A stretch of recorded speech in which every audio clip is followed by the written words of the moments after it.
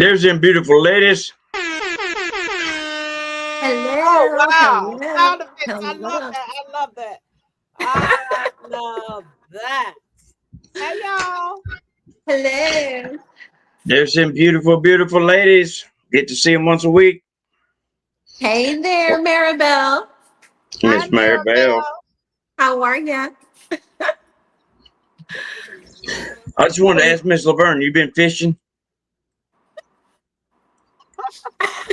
No, no, I haven't. But actually, I do love to fish. I love to do anything that's relaxing. Cause She's always cussing somebody out. I know, right? you know what, Travia? Actually, I don't. Actually, I'm on good behavior, and Okay. y'all might not believe this shit, but actually I do be on good behavior. It's just that, when somebody say some dumb shit, just say dumb shit for yourself. Cause all that shit don't be necessary. And Right. I got like a low tolerance for that bullshit. And Exactly. a lot of times I look over it, I do. And but it ain't all the time I could just pass that shit over and somebody need to tell these motherfuckers. So that's it. And you do it well, Laverne. You do it But very well. I don't mind. I don't mind doing it. I Well, just hey, if anybody goes to my X page, I got it right there in my bio. It says it right there. I'll read it. It says, my level of sarcasm and number of fucks to give depends on your level of stupidity. Right? So, Exactly. uh, you So know what? hello, so hey, Laverne. Also, I got like technical difficulties going to and Outlaw, you was kind of doing something too, so it might be on your end as well. So I don't know what's going on with Comcast today, but it's a lot of things going on in the news. And also, I asked Dr. Dina to join us, and I hope that she will. Um, and I did send her the link. Here I am. there she is. Oh, you done brought a Hello. doctor in. Hi, Dr. Dina. Hello. Hello, Hello, Damn. everybody. hello, hello. So, one night I was watching people shows. Sometimes I drop in and out of the rooms, and I saw her show, and I thought, wow, this is such amazing information that this lady is sharing because we all know what the problems are. A lot of people have a lot of problems, and a lot of their problems stem from things that happen in their childhood. So Dr. Dina deals with the root causes of things because, a lot of things that we do, we may only put a band-aid on the problem, but when you got somebody that deal with the root causes, and that's why I have you on today, Dr. Dina. Thank you so much. And I want people to feel free to please ask her questions about things that you may need to know. Follow Dr. Dina. Am I saying your name right, darling? Yeah, absolutely. Okay. Yes. Because I could murder a name. I could do some damage. I Oh, could do some damage to a name. So anyway, can you tell us more about you? Well, we didn't do the welcome for our Well, viewers. I'm sorry. Go ahead, Travia. She I'm keeps sorry. getting right on it. Hello, good Wait, afternoon, wait, and before you happy start, Fred. let me before you start, let me just tell y'all, it's been one hell of a day today. It's been one hell of a day because when you trying to help people, these people come in, they be so angry. We just you can't say nothing to it. Even if you say, ma'am, you need to go to the back of the line, and the line does not start here. Well, you don't tell me what the fuck to do. Then they want to run to the car and get a baseball bat and all kind of shit. You're like, what the fuck?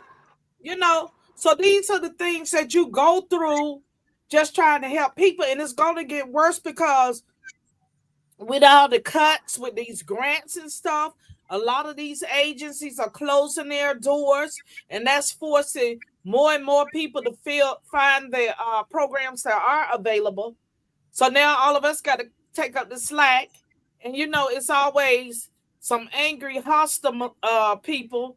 And it's just, excuse me, Dr. Dina. I'm trying to be on good behavior because and stuff, but I know it don't Oh, last long. But anyway, No, it ain't gonna last long. You have to excuse me. You have to excuse me ahead of time, ma'am. I'll go ahead and let you know that now. okay. But go ahead, Travia. So, hello everyone, and happy Thursday. Welcome to this episode of the Hood Conservatives. Joining us today is, the outlaw Gator, the Gator man, always, here to keep everything popping. And our special guest, Dr. Dina. Welcome to the show, and thank you all for watching us today. Happy to get started. Yes. And Well, let thank me you. say one thing. I do them distributions on Tuesdays and Thursdays, and those days wear me out, Gator. So just excuse me, because sometimes I be wanting to join you, but I can't because I be too damn tired, and I have to I get know some that. rest. That and you getting your toes did, and your nails did, your hair did. You're running out of shit to get did. I swear. Yeah, I sold your ass up. I sold your ass straight up the river. I sure did. I So did. did. You I sure damn did, sure did. Gator. But But that's that's all all right right. though, man. You can That's do right. that. You deserve it though. Do that. You can do deserve that. it. You do And all one that thing shit. about Hey, me, I don't wear my feelings on no damn.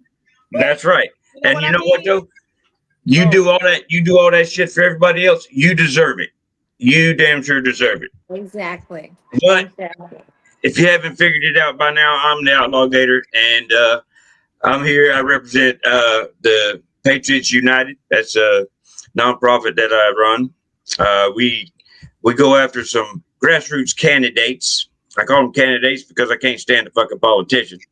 So we get the candidates to put in to run these rhinos out. We run these Democrats out if we can, and try to get a grassroots movement to get our country back. You need to join me, Gator. Yes, ma'am. I plan on it. I am a disabled veteran of 20 years military Navy. Okay. And if you're one of those that help folks like myself that suffer, if you know what I mean, that can get into the old Copesa up there. I got many friends that could probably benefit from your specialty. I'll and get we with you all need that afterwards. mental health help. Okay. Yeah. I'm a military kid. My parents met when they were in the Marines, both of them, and then at that point, women once they were married had to leave the military. So Wow. Yeah. and then my dad switched over to the Army. So I'm a military kid. So of course I would always look out for the veterans. Yeah, if you do that psychology stuff, then I got my own psychologist already, but I know some of the ones that have backgrounds that require that kind of chit chat, and you might be able to help them out. First of all, that I'm a social psychologist, so I'm a little different from a clinical psychologist that deals with like PTSD. Social That's us. psychology, we study power dynamics, we study how the brain works. We look Some at, of my friends ain't got one of them. I have a few of those too, and including relatives. But Oh yeah. but we also look at how people are persuaded and influenced, manipulated.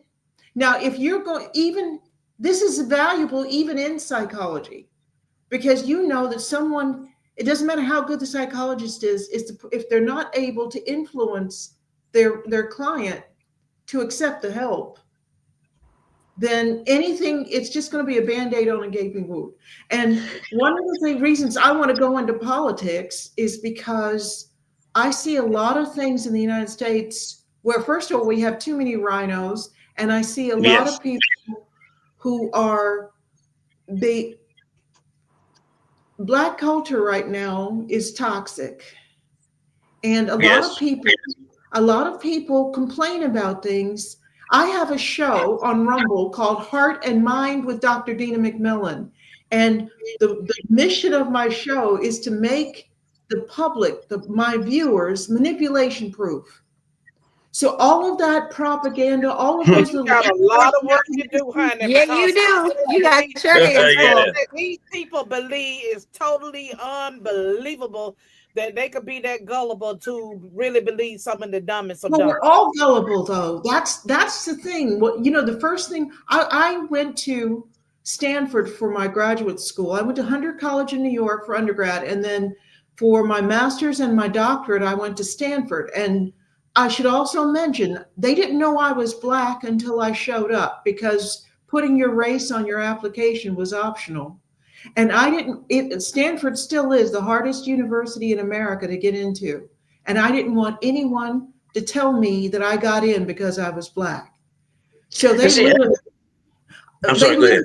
mouths open like this when I walked in, because they weren't expecting it. So one of the things, though, about having that education, I wanted to use it to help all of us, and not just Black people, but as I'm looking at what's going on right now in the Black community and the way the Democrats have control of the Black community, and it is a travesty. But nowhere in my life do I ever discuss a problem without also discussing a solution, a viable solution that you can use. Well, see, I had that same theory.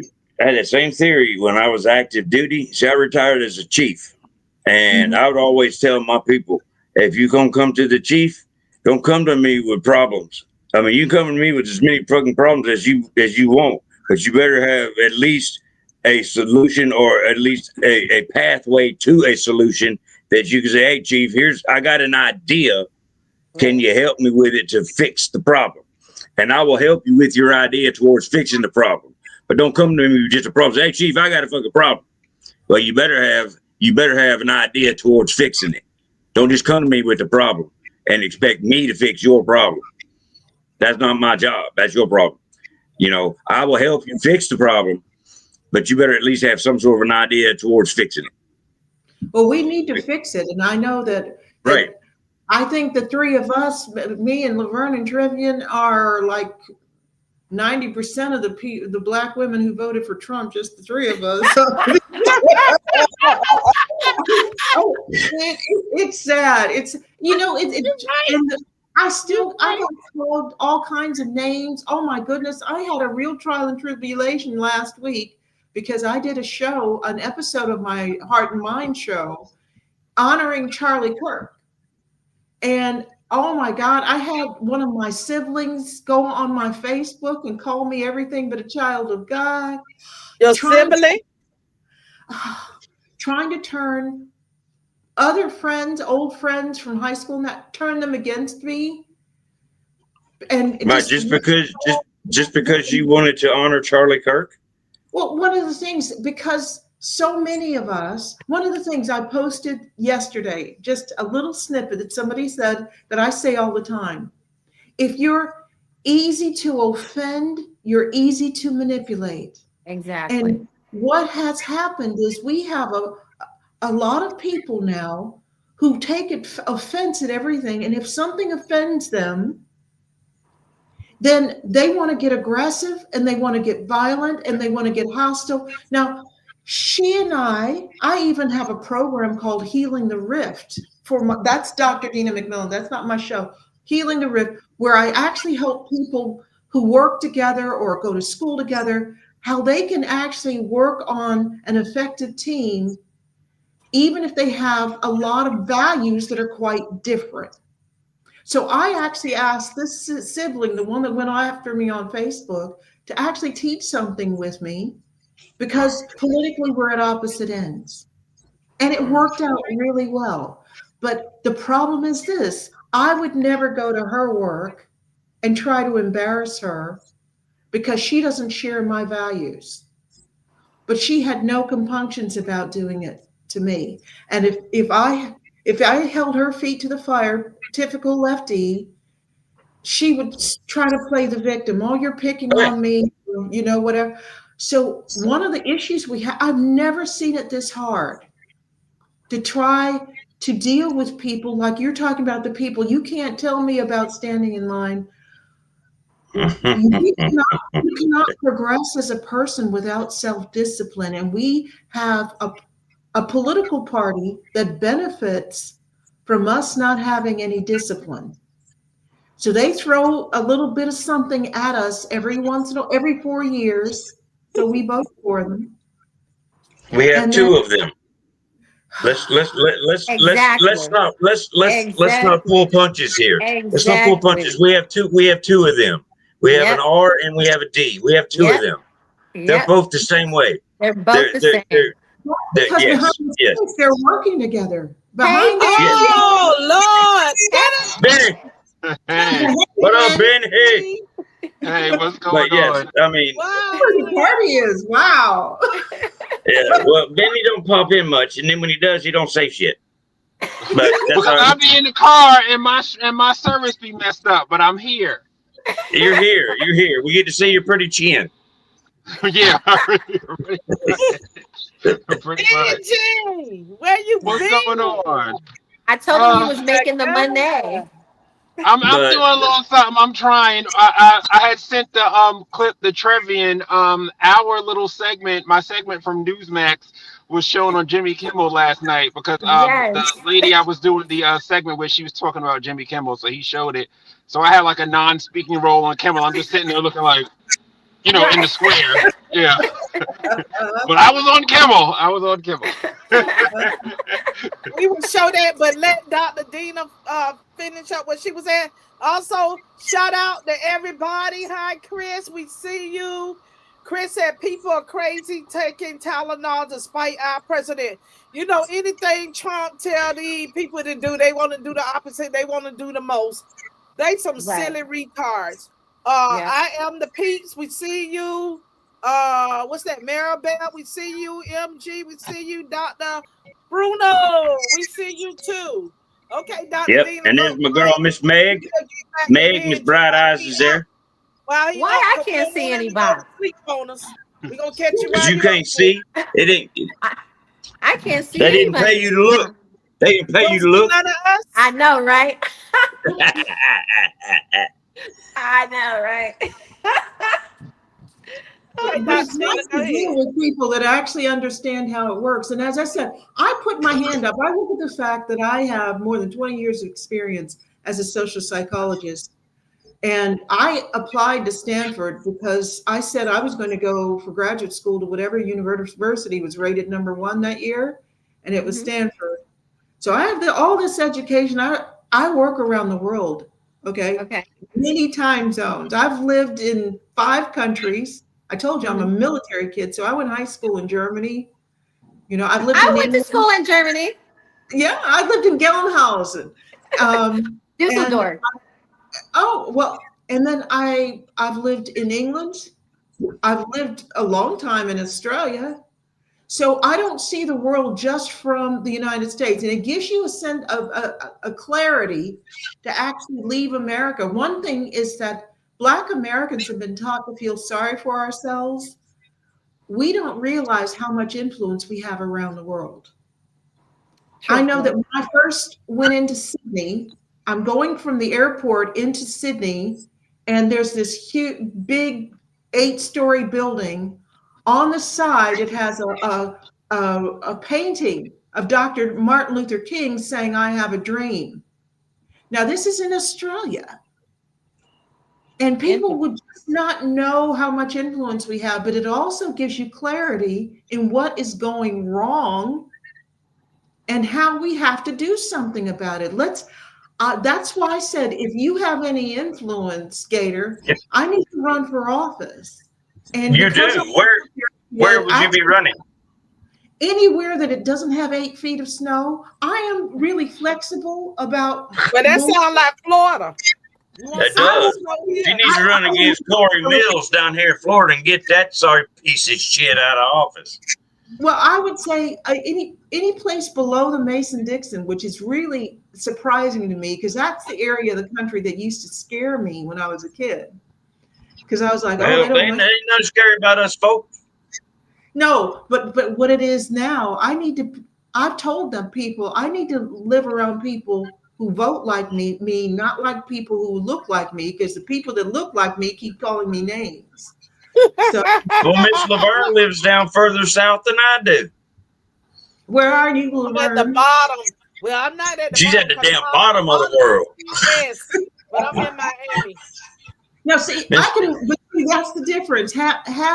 Please, as long as I have my laptop, I will move anywhere, but just don't send me somewhere that has an 8-month winter. That's it. So figure out, where do you need I somebody to think run? we have about 1 or 2 days of winter. That's it. The rest of the day is just hot as hell. It's really hot. That ain't no I'll lie. take over cold any day of the week. I'm And see, sorry. No. where's Corey Mills, who is that piece of shit? He needs to get on out of office. I bet you Bruno knows, my boy right there, Bruno. I think Corey Mills is in Florida's 6th district. So I don't know. Bruno, look that up for me, brother, please. G, roll that clip, the Benji clip, please. Oh yeah, let's see, Or the Benji. clip that you just got, if you got it. Benji is a celebrity now, y'all. Many people are going to watch, and if I've said it once, I've said it a million times. The only reason that Jimmy Kimmel got his show back is because he has so much dirt on everyone in the industry. I think people are scared to go against him. I mean, this is from like all my sources in the industry. Like, you don't say no to Jimmy because he will find a way to get you back. There I is. There you was. That is There was 100% Benji. true, by the way. Let me check. You will never be heard from again. Let me check her Ask Matt because Damon. she You was remember lying. him? She was lying. She was lying on Newsmax. I don't know who she is or what industry she's in, but she does not have the tea on what the industry has to say about Jimmy Kimmel. Jimmy Kimmel is an honestly nice guy, and people love Jimmy Kimmel because he's a nice guy. Secondary, President Trump should have never jumped into late night television because not only did he lose that battle, they used him for ratings. He should be going after Netanyahu, who's running around the world talking about Trump as his bitch. That's what President Trump need to be jumping on. But you want to jump into night television and you get laughed at. Now you're a joke. The good old days, Donald Trump would never. He would never get into a little dumb battle like that with somebody like Jimmy Kimmel who tells jokes. So your girl, whoever she He was tells on bad jokes. Newsmax, didn't know jack. She didn't know. She was talking out the side of her neck. And I'm in this industry, so I know exactly. People love Jimmy Kimmel because Jimmy Kimmel is honestly a Why nice are his guy. ratings so bad? If people love him, why are Late night television in general has bad ratings, and it was almost an opportunity for them to just drop the show, but there was so much turmoil about it, and then Okay, all of Hollywood got behind Jimmy Kimmel, and I was Well, they actually all behind suck too. Jimmy Kimmel. I was behind Jimmy Kimmel on this incident what because there's about what no way. Biden did? What about what happened in the last 4 years where people were actually getting canceled? But we And shouldn't be Biden that. Weren't we administration fighting came out- against that? Weren't no, conservatives fighting against cancel culture? So why are we becoming the it wasn't exact even thing that about we were that. supposedly We're, fighting? but I'm but sorry. we're not. It wasn't about that. It was about the fact that he misrepresented it. I keep seeing all this He misrepresentation. didn't even write it. He didn't even write that. He was doing his job. I know, And but when he- you say Here we go again. whatever comes out of your mouth, I have a show too. You're on a show too. When you say something, you're responsible for what you say. And every time somebody shoots someone, they're always trying to make it like the person is MAGA, and it is so not true. Right. And well, And so I didn't get any of dangerous. that. No, it's All I not- know it's is when they dangerous. put Dangerous. when they put something on the teleprompter and he's doing his job, and the network knew that he did not write that, he was doing his job. And the average You person doesn't know that, though. But well, I'm just saying the reason why he's back. The reason why he's back is because we all knew it was wrong. Anybody who thought that that was right, that for President Trump to jump in and have something to say about late night television, that's beneath him. what did Trump say? What We was Trump? posted it. I think we posted it last. I mean, we played it last week. The post that he had to say about good for ABC for getting rid of Jimmy Kimmel, so on and so forth. It's not ABC, even- he did not see. The thing is, Biden would be at the front end. The Biden people are at the front end. He has a right to say that he approves of a decision. That's not the same The as saying, I am FCC. going to get rid of this person. That But was he said ABC. that after he made a statement to get rid of Jimmy Kimmel. But they, The women never FCC let got him rid have. of Jimmy Kimmel. The Women never FCC is what said the shit. ABC fired him Absolutely. And for he's the whole bad. thing. It was a bad decision I, all the way around. He I got the short wish end of the I stick. wish President And Trump had not got involved, because he at the end shouldn't of the have been day, it helps involved. Jimmy Kimmel. Like it That's what does. I I mean, said. he breathed new life into his show that was dying You anyway. know? I'm like, His they show used him was for But dead. critics. hey, Exactly, Benji.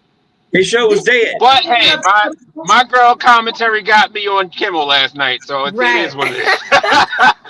No publicity's bad publicity over here, so yeah. And it's funny because she texted me this morning, because like she's getting like all this like incoming from like Jimmy Kimmel's people or whatever. I didn't get But none she's because in the lying. segment I wasn't talking about Jimmy Kimmel. But next time we do something, maybe next Tuesday, I will talk about Jimmy Kimmel, so I can get on Please. TV too. Right. Yeah, she was lying. She was making shit up. That's so sad that she would get on TV and just blatantly say some shit out of the side of her neck because she was lying. There's nobody in Hollywood that's going to tell you that Jimmy has dirt on everybody. What all of Hollywood will tell you, and me and my friends will tell you, Jimmy is just honestly a good, nice human being. That's it. well, And can we it's like play my clip about we're the supposed to autism? trust, and we're I'm supposed sorry. to trust Hollywood. Is that what you're telling me? I'm telling you, I work in Hollywood. I'm telling you, I Well, work I'm with telling people you, who I work don't with trust a Jimmy. fucking thing that comes out of Hollywood now. Well, Not a look, fucking thing. Okay, either you wanted the Can truth or we you didn't. preface can we this by play my saying, clip with the autism? Can you say what, Because Benji? can we play my clip about the autism? It's in that same segment. It's the first clip on my Yeah, play your clip. my Why? Twitter. Play Benji clip, please, G. It's the first clip on my Twitter under the pin clip. I just put it up this morning. It's in that same segment. I want to see it. Because we were talking about the whole thing with like President Trump and the autism, and I gave Tylenol. my commentary on the libs now Yeah, so being pro all of them autism. talking about Right. they're gonna all the liberals are showing that they're pregnant and they get ready to take the Tylenol. Don't nobody give a shit, take it. Right. And they Yeah, probably there it come out is. of Hollywood. Yeah, there it is right there. Bunch of lying satanic bastards. And it just seems to me like people who don't like Trump will just do anything to oppose him. And now, like you said, came out yesterday, acetaminophen in Tylenol could lead to risks of autism during pregnancy for women. Now, it doesn't affect pregnant men. Like Buttigieg. Like Buttigieg. But Nice. there are people coming out today that are saying like autism doesn't need to be fixed. Libs are now pro-autism. And then also pregnant women are posting taking acetaminophen products while pregnant. I think it's great that we're actually attacking autism. Autism it's a scourge. I mean, it doesn't matter whether you have money, celebrities, children have it, poor children have it. So I'm really glad for this. But for the libs, I just want to let you know that Donald Trump is breathing air and drinking water. No. So you guys have to stop that. You have to stop breathing, stop drinking water, because Trump is for it. Water is racist. Air is fascist. I need you guys to hold your breath. oh, I love this. For democracy. I mean, obviously for democracy. Everything's for democracy. Good clip, Benji. Great Yes, job. libs. Nice. Hold Nice. your Very breath Very nice. for democracy. If you die, so That's what? right. You can't agree with Trump. It doesn't matter. If you gotta die, you gotta die. But you can't breathe and drink air and drink the same water as Trump and the maggots. Oh my God, you gotta hold your breath, libs. Gotta hold your breath. Trump It's is so pro sad. breath. He's pro air. It's So so now y'all sad. got to be against it. It's crazy that these people are really like taking acetaminophen and talking about like now they're pro autism and autism shouldn't be cured. Autism is really, like I said, it's a scourge. It affects everybody. I mean, you got Faith Evans now. She's out on TV talking about her son's autism. She has like a big thing that she's doing, a fundraiser for autism. Sean Stockman Holly from Robinson Boyz II Men, Pete. his child has it. Tony Holly Robinson. Robinson Pete. Yeah. Holly Robinson Pete, Tony Braxton's son has autism. So it's not like a poor thing. It's all through the social economic scale. My nephew has autism. Like, it's crazy. And it's like when we were kids, there was no autism like this. So what the hell are we doing? Whether it's the vaccines, whether it's the Tylenol, whether it's the internet, it's something that's causing this, because this was not a thing when we all were young. And I'm actually afraid, because I want kids, but I'm afraid of autism myself, because I mean, me having a normal kid is going to be hard enough. Now imagine, you know what I mean, that on top of it. So I mean, it's a lot. It's a lot to have to deal with, and we need to find a cure, seriously. And the fact that libs are standing in Trump's way and RFK's way just to prove a point, is like retarded. Like that makes no sense whatsoever. That's why I said There's what I a said lot and of did what I did in evidence, that way.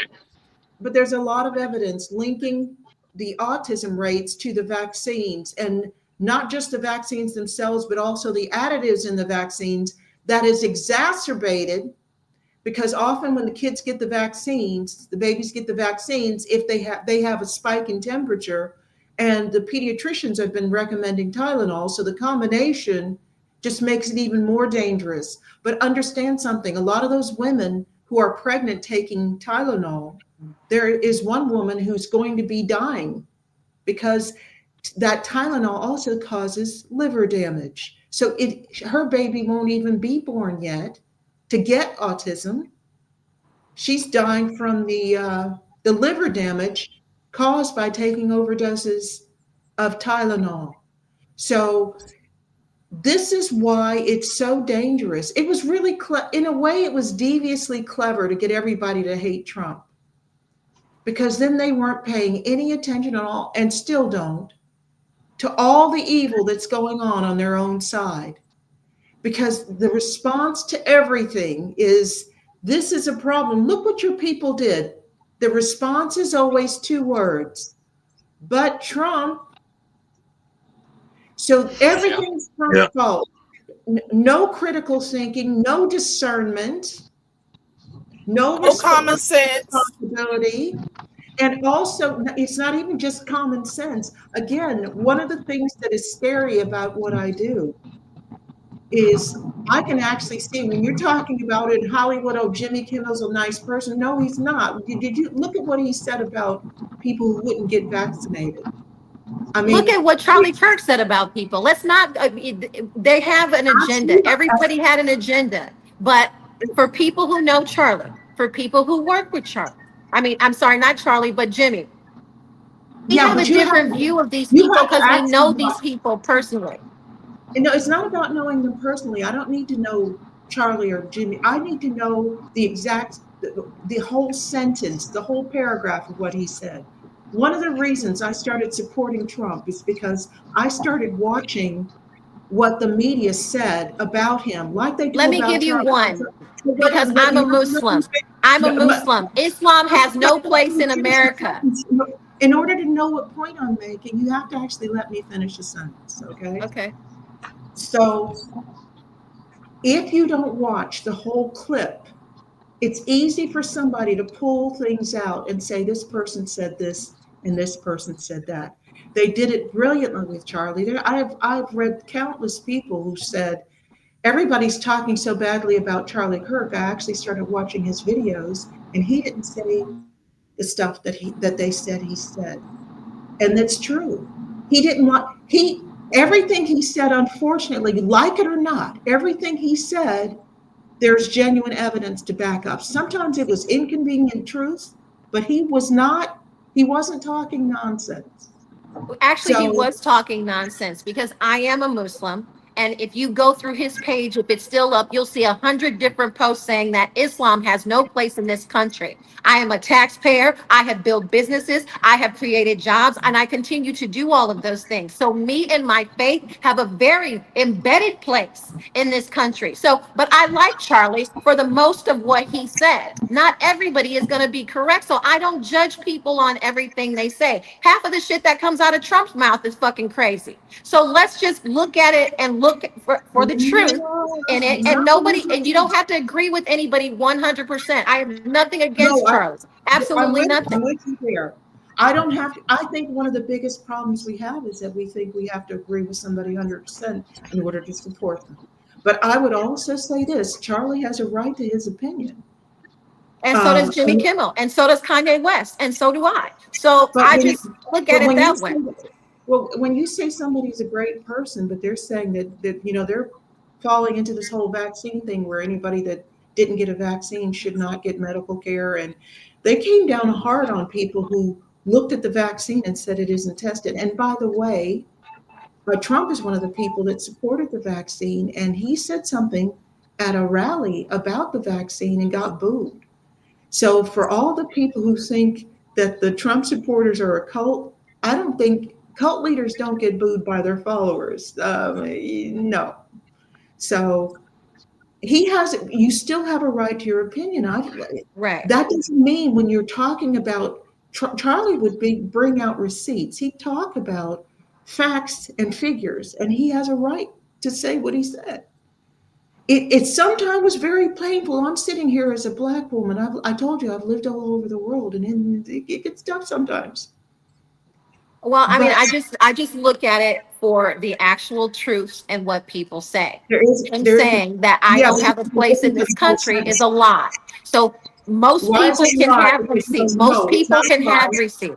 I'm sorry? No, it's not a lie because you don't believe it. Certain things about, like, I've proven his lie. Okay, so that's the factual truth on my behalf. Now, if he wants to talk about a cluster of other people, that's something different.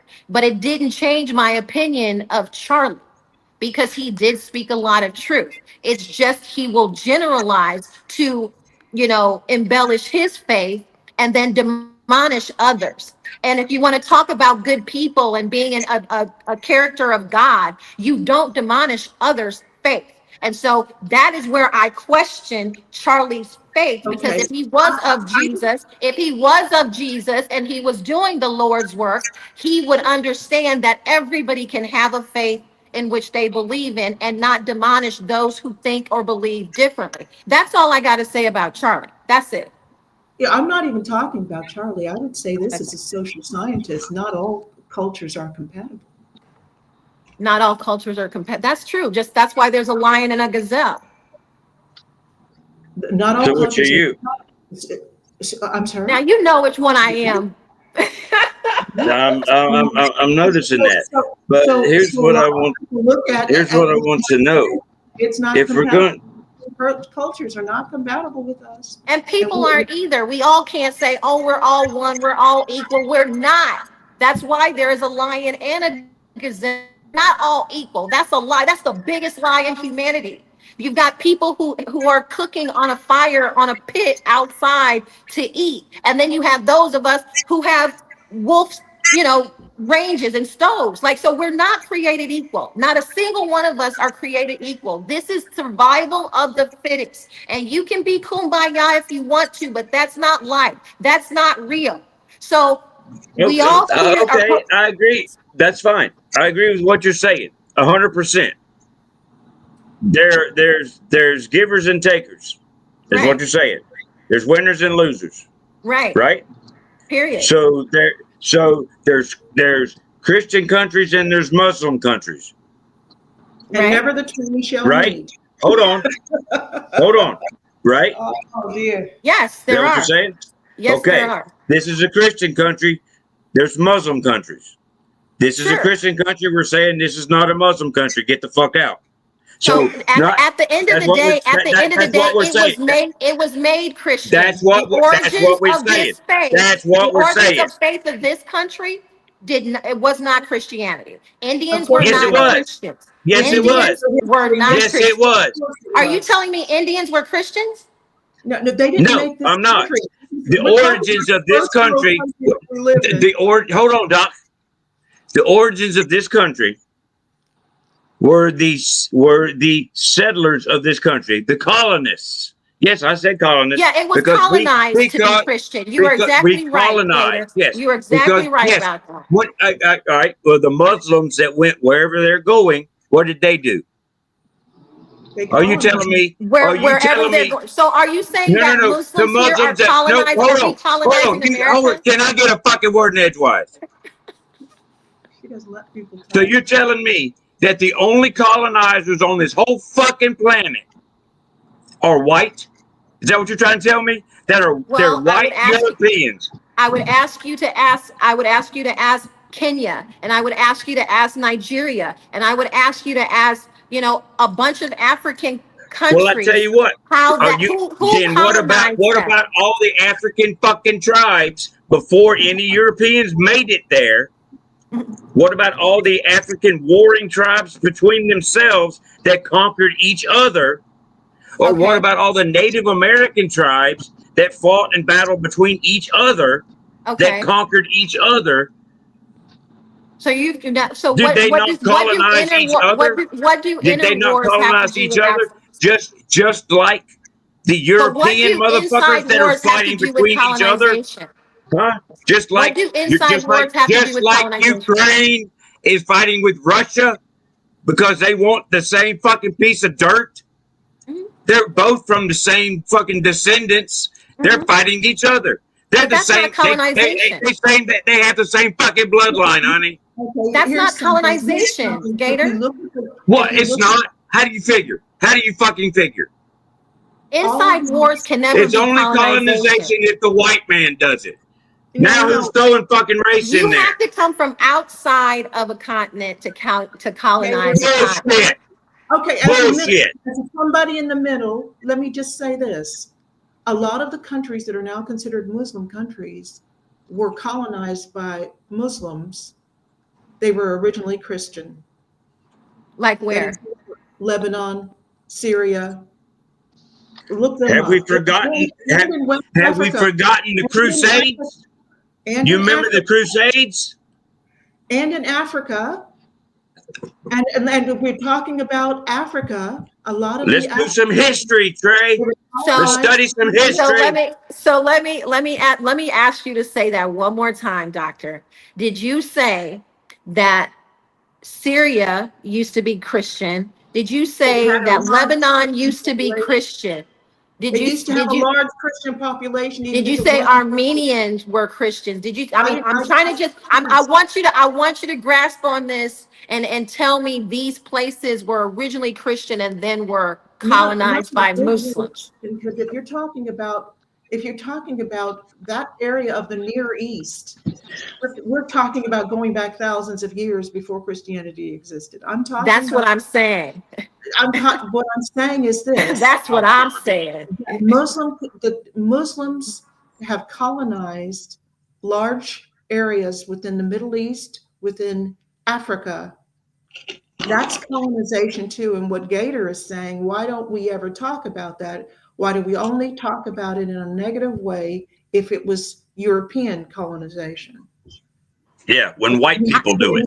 Actually, I just made a factual statement. I wasn't saying it was And I've negative or made not. I just made a several, and you have factual not statement. acknowledged them. Acknowledge whom? What was your factual statement? I'm really Because careful when when I Gator say said factual that statements. America is a Christian country, or I'm sorry? that's what he said. He said I America said has the always been. United. A Christian country. I Yes. said the United States of America. Hang is on, a Doc. Christian I am country. defending myself, Doc. I can do that. No. I thank you. Hold on a minute. Let me finish. I said the United States of America, this country, was founded on Christian values. Absolutely. Well, I mean, The if I go founding back and if I fathers, rewind the that, founding fathers founded this country on Christian values. Go read the founding documents. In the Declaration of but that's Independence, not what you a originally higher said, creator Gator. and God was referenced 4 times in the Gator, that's Declaration not of what you Independence. originally said. That's That not what is you said. exactly what I said. Go I back mean, and listen to this if we fucking roll thing this back when we're back, done. you're And gonna you will say hear this. exactly what I said. I mean, I listened very well. I said America was founded. You never used the word founded. You said Bullshit. America is a Christian country and it's always been Christian. That's what you said. He's talking about the United States of America before. Now you're just twisting what I said. And so You know I what didn't the twist fuck I anything, meant. Gator. You know exactly what the fuck I meant, Travian. You No, know I went exactly on what what you the fuck said I because meant. then Now I you're asked just you. democrating what I said. No, Don't because then fucking play I games with me. I don't play fucking games, play Gator. games with me and I don't twist play my games, fucking Gator. words. I don't Don't you play games, fucking Gator, do because it. right after Don't you that I fucking do it. asked you. Now the Hollywood in you is coming out. That's not the Hollywood. You can go back and rewind You're the show when you get a bullshitting. minute. When I tell you, right after that, I asked you specifically because of what you said exactly verbatim. I said, so are you telling me that Indians were Christian? I listened very well and I answered I know that you do, with that and then you question. twist the shit to match your fucking narrative. That was, I And asked you're you a doing it question. right the fuck now. And I told you No, no, I they asked you a weren't. I question. told you no, they Words weren't matter. Christian. And Words yes, we matter, colonized Gator. them. Words Yes, we matter. conquered them. You're full Words of matter, shit, Gator. Travian. You're Words full of matter, shit. Gator. Words matter, Gator. Words matter. Of course they do. Just so you can twist them. I didn't twist it. I took you at your word. Okay, hold on for a second. You're so full of fucking shit. I'm just not. I asked you a question. No, you're not. You're full of fucking Nathan. shit. Can you two I'm stop not. arguing for a second? I'm not. Here's the I'm definitely context.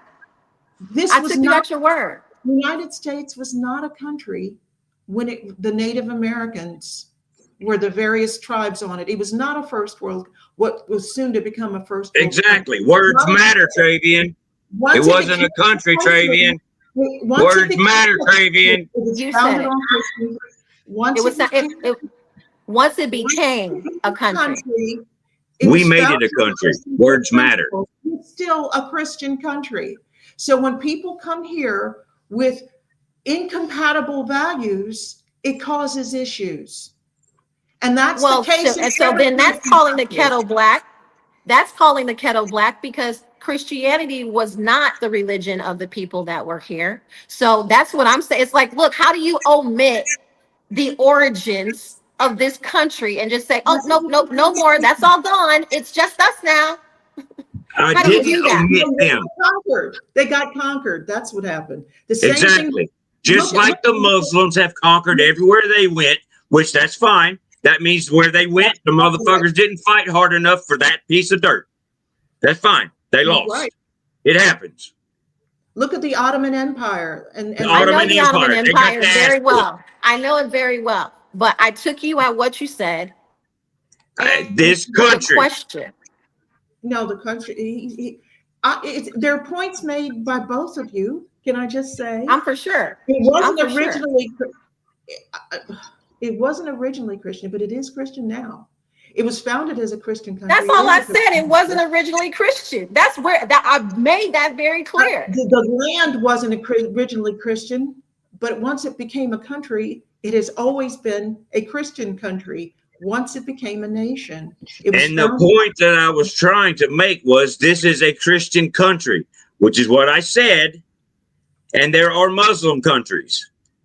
So and we want the Muslims the fuck out. Well, I ain't going nowhere, Gator, so you don't have to fucking deal with it. Y'all ain't going nowhere. Well, then that's fine. You don't have to go nowhere. So you can just like it like it is, and you can deal with our fucking freedom of speech and fucking like it. Because we have the right to tell you right now, that conversation is null and void. And what it does when you all say Muslims have to go, you lose the battle every time you say that.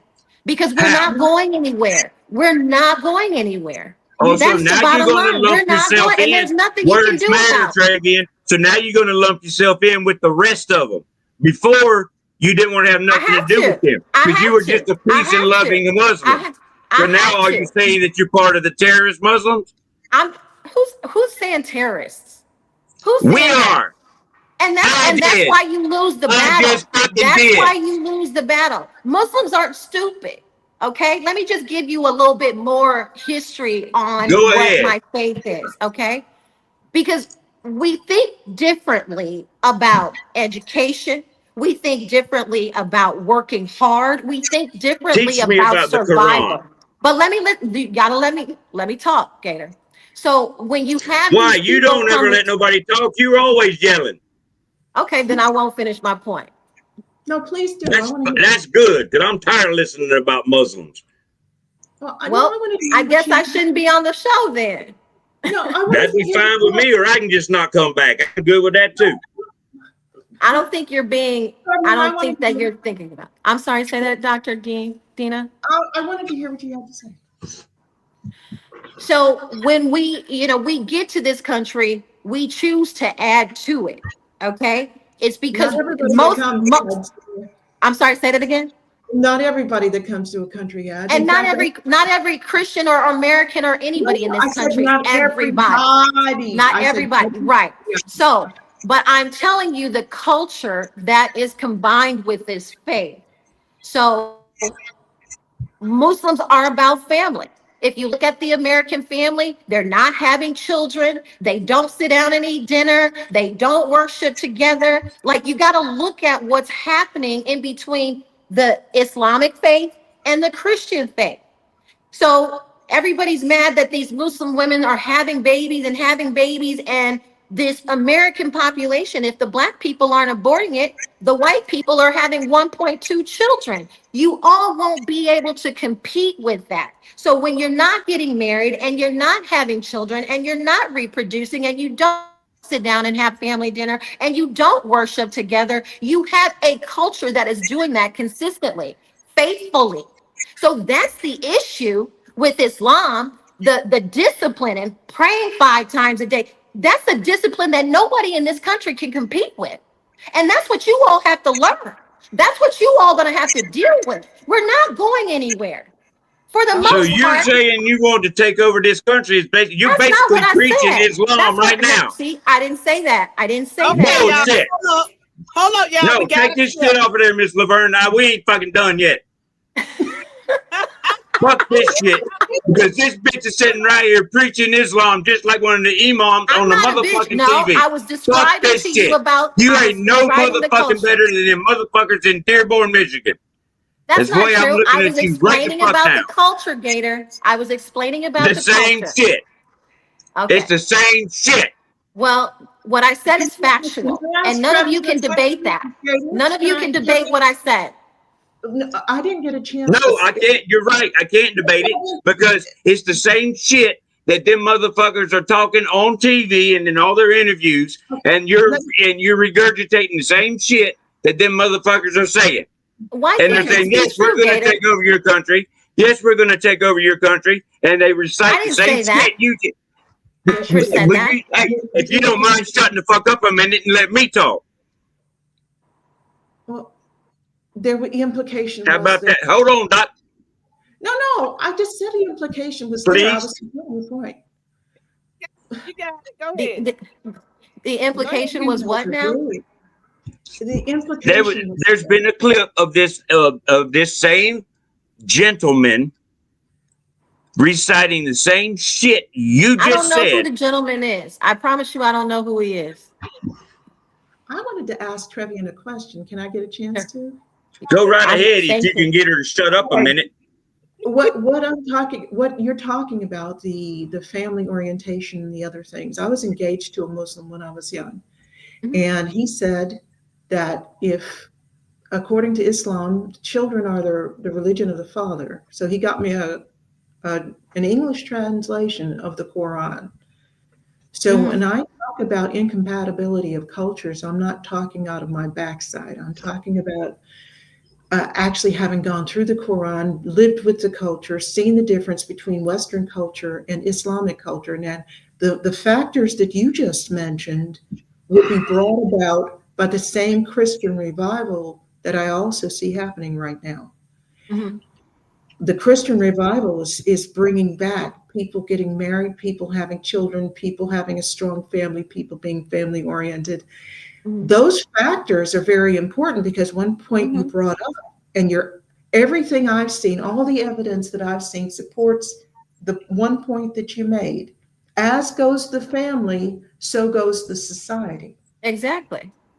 So, but to replace a Christian country, a Christian society with Islam would be a mistake in my When in did my when did I ever say replace or we no, were no, going no. to take over this That country? I wasn't never said any of that. that's not something that you said, but Mhm. the implication was there in talking about, oh, we're having lots of kids and we're doing this, and you didn't say that. The implication was there though. But I am Thank you. arguing this, as somebody who has studied this, as somebody who has lived it, Christianity and Islam are incompatible cultures. So there is going to be an issue between the two because they are fundamentally incompatible. And I'm talking about this as somebody who studied it from the inside. I'm not just looking and saying, hey, look at these people over here. I'm talking about somebody who studied it. We are So the incompatible. fundamentals that you speak of, can you give me an example of what's so incompatible? Number one, the treatment of women, the How about the belief trick? that the multi-tiered society that is advocated by Islam, where Muslims have rights, but people of other religions do not. they have to pay a tribute to the Muslims. That sounds like Judaism to me, if you're asking me. Well, no, it doesn't. I've See? also Yeah, And then you're going to laugh. go up against me, girl, because you don't have a background. Okay, A sorry. background of what? Now, so Study don't. Judaism. You study Don't. Judaism as well? No. I just made a joke about that. studied okay. It is That's not. it. You ask for examples and then you won't listen. No. You joke. I made a You joke. You ask for examples and then you joke.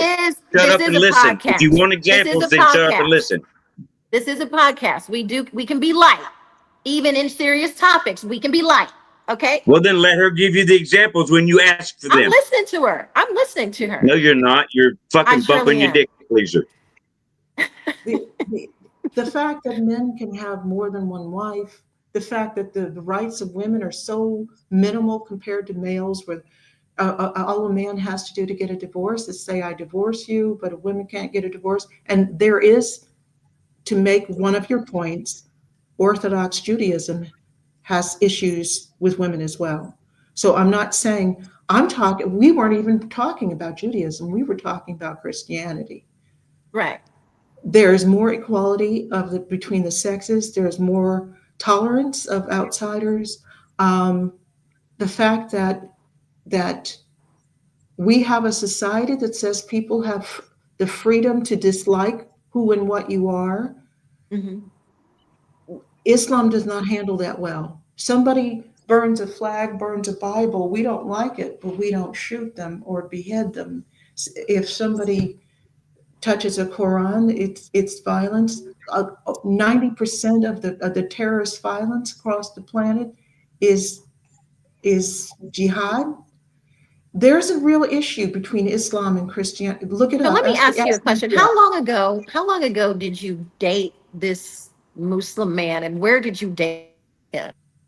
What difference does it make where we were? I'm just asking you a question. I met him in Paris, and then we lived in New York. Okay. And what about the children that marry at 7, 8, 9 years old in the Muslim faith? And you have Jews sucking baby penis at 7 days old. So let's just stay on topic here. Well, I'm not talking about Judaism. I'm talking about. I'm just saying we can't. Judaism We and want to talk Christianity about the don't bad always things. mix either. So we're talking. We're talking about Christianity versus Islam. And like why I reference what I reference is there are bad things in every religion. Okay. No, not to this extent. Well, slavery came out of Christianity. So when you tell me that, those people were not Christians. Whoa. No, it did not. Slavery in this country came through Christianity. If you tell me that I'm lying, I don't know what to say. There was slavery before this country, honey. I'm talking about in this country. But what you should say is this. No, because the Indians had slaves too. So yes, when they would conquer, now we give the Indians credit for being here now. Okay. I'm sorry. I gave them credit for being here before. Okay.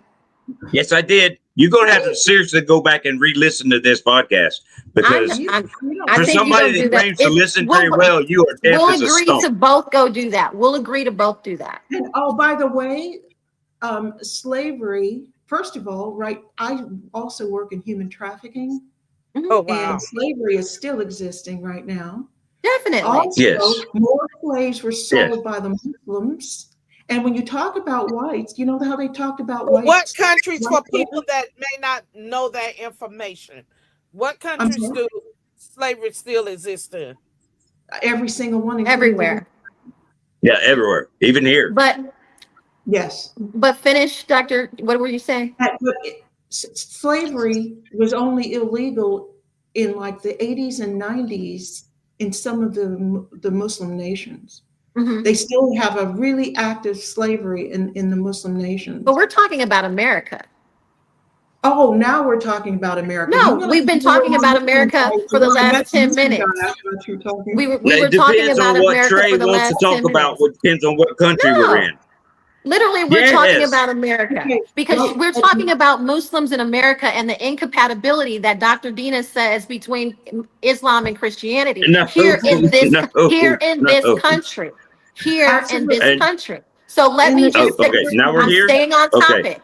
I'm staying are on you sure? topic. So I'm listening to You Dr. sure? Dina, and I'm, where I was going was when I asked her how long ago did she date her Muslim partner and where it was is because in this country now, when Muslims do migrate here, when I tell you they have assimilated greatly, all I know is Muslim families, whether they're Indian, whether they're wherever they're from, and they share that faith, they have come, all the things that you say, oh, women don't have these rights. They're in America. They understand that their women are going to have these rights. Okay. mm, People come to America because they do want the American way of life. And this overall generalization that you all, coagulate and just say Muslims like in you did with the general, you're Jews. wrong. You're wrong. You're wrong. I know so many Muslim families. I know this faith. I know Absolutely. how women are treated. I know it. Yes, I indeed. see it. I live it. Okay. So let me just let you know this Like generalization that you guys keep like just placating on Muslims, it's not you directly just that did with way. the Jews and Judaism. We were actually everybody did the same thing. So I'm just when I tell you the No, I culture, happen when to I'm actually telling you the know that there culture, are you multiple can't get mad sects at me of for telling you Judaism. about the culture and then say I'm implicating something. No, I was giving you straight facts about the culture, but you wanted to say there were implications. No, you wanted there to be an implication. I was giving you the facts. Well, we No, were and I talking. was sitting there trying to explain to you that what you just regurgitated out in your dissertation about how the culture is. I was trying to tell Mhm. you about a gentleman that said that was reciting the very same thing. And what was your reply to that? Was, well, I don't know I that don't know gentleman. him. Well, I no don't because shit, you so I'm don't know not. that I gentleman. wasn't I regurgitating, wouldn't expect you to know that gentleman but personally I wasn't because he was on a regurgitating what he fucking said because another I didn't know him. podcast, Travian. So all you had to do was sit there and fucking listen to what I was saying instead of interrupting me like you always do. But you said I was What regurgitating something that I didn't even know who you were said what. damn sure what you were saying. Okay, what you were saying is the same thing that this gentleman was saying that you don't know from fucking Adam, but he was saying the exact same thing, word for word. And when I say word for word, it was word for word about Gator, go ahead, out Gator, get it out because I have a out question for producing. Dr. Dina. I'll wrap it up real quick. Word for word about outproducing. And after he finished that, he was saying, and that is how we're going to get into every one of your houses, whether you like it or not, because we, as the Muslim culture, are going to take over your country, whether you like it or not. So be prepared because we're not going anywhere. Okay, So, so I yes, don't when know. you talk like that, yes, you sound like one of them. And I I am a said Muslim. them because I'm a Muslim, a proud Muslim. I'm I a was proud trying Muslim. to there you go. I was trying to separate that for you, but you're gonna talk like that, then I'll just group your ass right back in there with them. How about that? Well, I I was don't know giving you what the all he benefit of the said, doubt, Travian. I but was trying to give you the benefit I of the doubt as my for friend. so But if you don't want that, then like you are fuck a you. veteran, Anyway, like I you have are a a veteran, question. like you are Wait, a wait, wait. I veteran. have a question for Dr. Dina. I want to ask you something. Dr. Dina, with people, right, that something that you mentioned, and you said, you've always supported Trump and everything, and some of your siblings All of my had a siblings. problem with it, right? All of Then my siblings, yes. okay, all All of your four. siblings. So I'm asking you this question because you are a doctor with it. And for people that have also suffered because they have lost family members from supporting the president, especially for anyone that is going through this, it doesn't matter if you're black or you're white or whatever.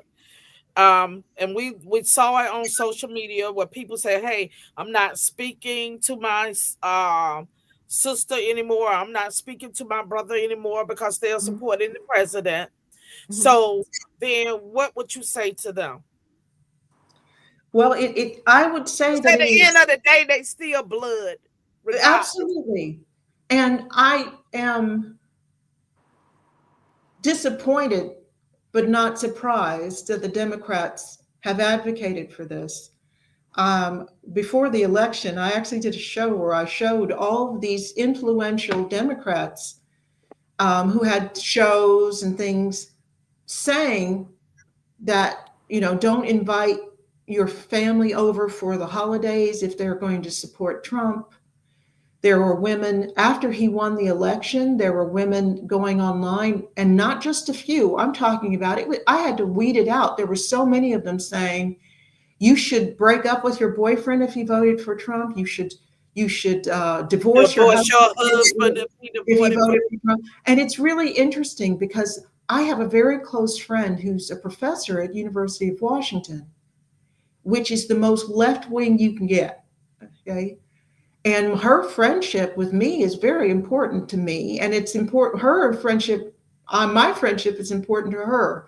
And it is really unusual now. It's almost like we're friends during the First World War, and one of us is German and the other is English. Okay. But not from my side. I openly talk about my friendship with her on my show, and nobody gives me grief. But if she actually mentioned to the people that she works with that she was friends with me and that I'm a Trump supporter, she would get so hassled. So one of the problems is when you see that kind of narrow-mindedness on one side but not the other, it can make it really challenging. So what you have to do is this: wait them out. Okay? That's what I'm doing. I'm waiting them out. My door is open. I am not going to exclude a family member because they vote differently than I do. I could be friends with Trivian if she and I lived in the same place. And I can't think of a single thing that we've said so far that we agree, but I specialize in this. Find the common ground. We were talking about the importance of family, for instance. You can find common ground with just about anybody and you can build from that. But what people have to do, if you are getting ostracized for your political views, first of all, when I go to family events, my daughter is getting married in May. When I go to events like that, I just don't talk about anything political, and I won't be drawn out to talk about anything political. Somebody brings it up, I'll change the subject. I don't want it to get heated. I don't want people to get angry. You see how angry Trevian and Gator got when they started going at it. When people get like that, they don't listen to each other. Right. So, but also look for more support. Look for people who are in the same boat as you are. You're going to have to go a little further afield. I know that I've had to make friends further afield because there are solid reasons for, and Trevian brought up something that I agreed with her earlier in the show when she said, you don't have to agree with somebody 100% to be able to be supportive of them. And I'm with her on that sometimes when Trump says things, I go, oh my goodness. But 95% of the time, I actually support what he does and what he said. And as I said, I'm not unusual. And Laverne, if you support Trump, it's not unusual. He got booed when he was talking about the vaccine because most of us who support him had done our research and we knew that vaccine was toxic and we weren't going to take it, no matter how much he said we should. And he got booed for talking about it. We're not a cult. We have individual thoughts. If Trevian and Gator and I had to work together on a project, I would find ways for us to find what we have in common. I can work with anybody all the time. That's when you were on the phone, that's what I was saying to Laverne. That you and I'll work with anybody. So you don't have to agree on it and everything. I mean, the thing is with my sisters, I don't know why they're so mad at me they were mad at me before because I don't have woke values. I don't have woke values because I have so much education in how human beings function, how they work together, what works, what doesn't, what helps us thrive and what doesn't. Some of the things that you were talking about, Trevian, having that strong family, as goes the family, so goes the society. Um, so You know, I and what do you say to people that say Magna is a cult and anyone who supports Trump is brainwashed? But they didn't say that about Biden when you have all those Democrats that are in their area that have not done absolutely nothing for their community, nothing for their constituents, nothing for the people that voted for them, but they don't say a damn thing to them. So, but when they see a talk show, they want to come and put their little comment in the box, but they'll be the last one to show up at a county commission or budget hearing. As a matter of fact, the city of Miami is having a budget hearing today. I think it starts at 5 o'clock, but they'll be the last one to show up and say, "Hey, Commissioner, you know, I supported you, but you're doing nothing to help this community or nothing to." And the sad part is, a lot of these black districts have had the same elected officials in office for years that have done absolutely nothing but destroy the community. But they won't say a damn thing about that. And then they want to call somebody else that thinks out of the box, that has not, and especially if you're going to get in here and say some shit like that, you probably supported Kamala, and that's a black man. She would have locked your black ass up, Cameron, in her district in California. You would have been the first one she locked the shit up. That's why all them black men did not support her. So you need to go and do your homework before you come in my inbox trying to call somebody brainwashed. Because one thing about most black people, they are waking up. They're waking up. We're tired of the lies. We're searching for the truth. And we're not just sitting there believing somebody lies. And again, these districts, you have people in Congress that have been in these seats for 30, 40, and 60 years that don't even do a damn thing for their district. Some of them are black, look just like us. But do you go and talk to them about what they can do for you in your district? No. But you want to come out here and say because somebody think differently than you do that they've been brainwashed. So I'm going to suggest to you that you go do your homework. That's what I'm going to suggest to you. So now, Dr. Dina, I have another question for you, right? all right. You know, as siblings, when you grow up with your brothers and sisters and stuff, right? Especially if you grow up in like a very close family, you know, where you and your brothers and your sisters and you know, you guys was just close. You loved each other because hey, this is your brother, this is your sister, and all of that, right? And we see this so much. What I'm getting ready to ask you, but then when one of the parents kick the bucket or die, then that's when the problem come in, especially in the black community, because a lot of them don't leave wills, they don't leave family trusts, they don't leave an inheritance. No, don't nobody know what the hell is what. So then you may have one person that was basically taking care of mom anyway, you know, and maybe the other ones didn't do as much. But maybe the one that was taking care of mom, y'all know how they are. They be feeling like one of them is their only child a lot of times. And a lot of times they don't acknowledge all the kids. Okay, yeah, they know they're all their kids. But, you know, sometimes they got that little favorite child, usually the baby, Right. you know, that's there making decisions and stuff. And then when mama dies, even though she didn't leave no will, she had property and stuff, then a big fight breaks out. And the one that took care of them feel very entitled. You know, they feel very entitled because, hey, I took care of her, but nonetheless, you all are still siblings. That's still your mom, whoever's still your dad, and you still entitled. So what do you do with situations like that? How Get a can lawyer. you, you Right. know, because the first thing that person for the a lot of times, well, maybe especially if the father was not involved in the home. A lot of times they take out their anger on the other kids, but they may have one kid that they like, and they kind of take out the animosity that they feel against the father. They'll take that out on the rest of the kids. So that make the kids feel some type of way as they grow up. So then that kid that they treated good will come and tell the rest of them, oh, you need to get over that. You need to get over that. And I think that's just the wrong thing to say, because everybody relationship with their parents, everybody have different relationships with their parents. Sometimes you may love your mom and dislike your father. A lot of people dislike their fathers because the father was never in their life.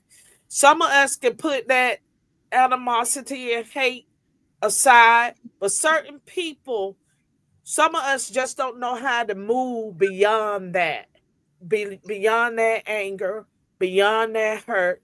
And I see a lot of times that spills over into their current relationships, because they take that same thing that their father did that they hated so much. They take that and into their present relationship, and they treat their kids the same damn way. So how do we break these cycles that are taking place in our community? How do we heal as a community, and how do we move on to be better parents, and do whatever we can to help our kids so they won't have so much hurt and anger and in their lives. Well, I would say I know that that's was a lot, but you know. well, I in my own family, for instance, and you said if the father's not there, my dad passed first. My parents were married till my father died, and he didn't pass away until 2012. So another thing, Trevian, because we are in fierce agreement about the importance of the family, about having married parents, about having a strong family, about all of that. I am divorced, and I regret that enormously. Even though when my daughter was growing up in high school, she was like, I have the only divorced parents to get along, because we worked at it, because I knew that even with me working at it, it was still going to impact my daughter. I would say two things for these families that have all these issues. Number one, lawyer. Get a lawyer. Number two, therapy. And there's a strong number three.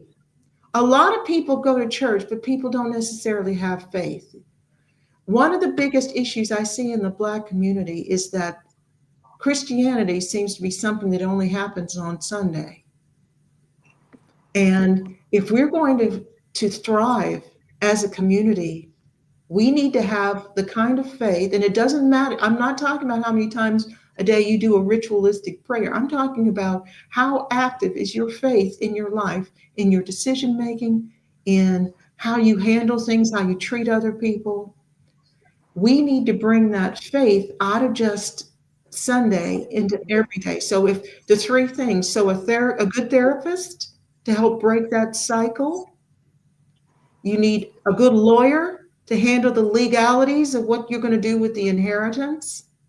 I had a sister who lived with my parents, and she benefited from that, because while the rest of us were out making a living and living life and doing all of this, she had the security of having my parents there. So when they got sick, she was there for them, and we all appreciated that.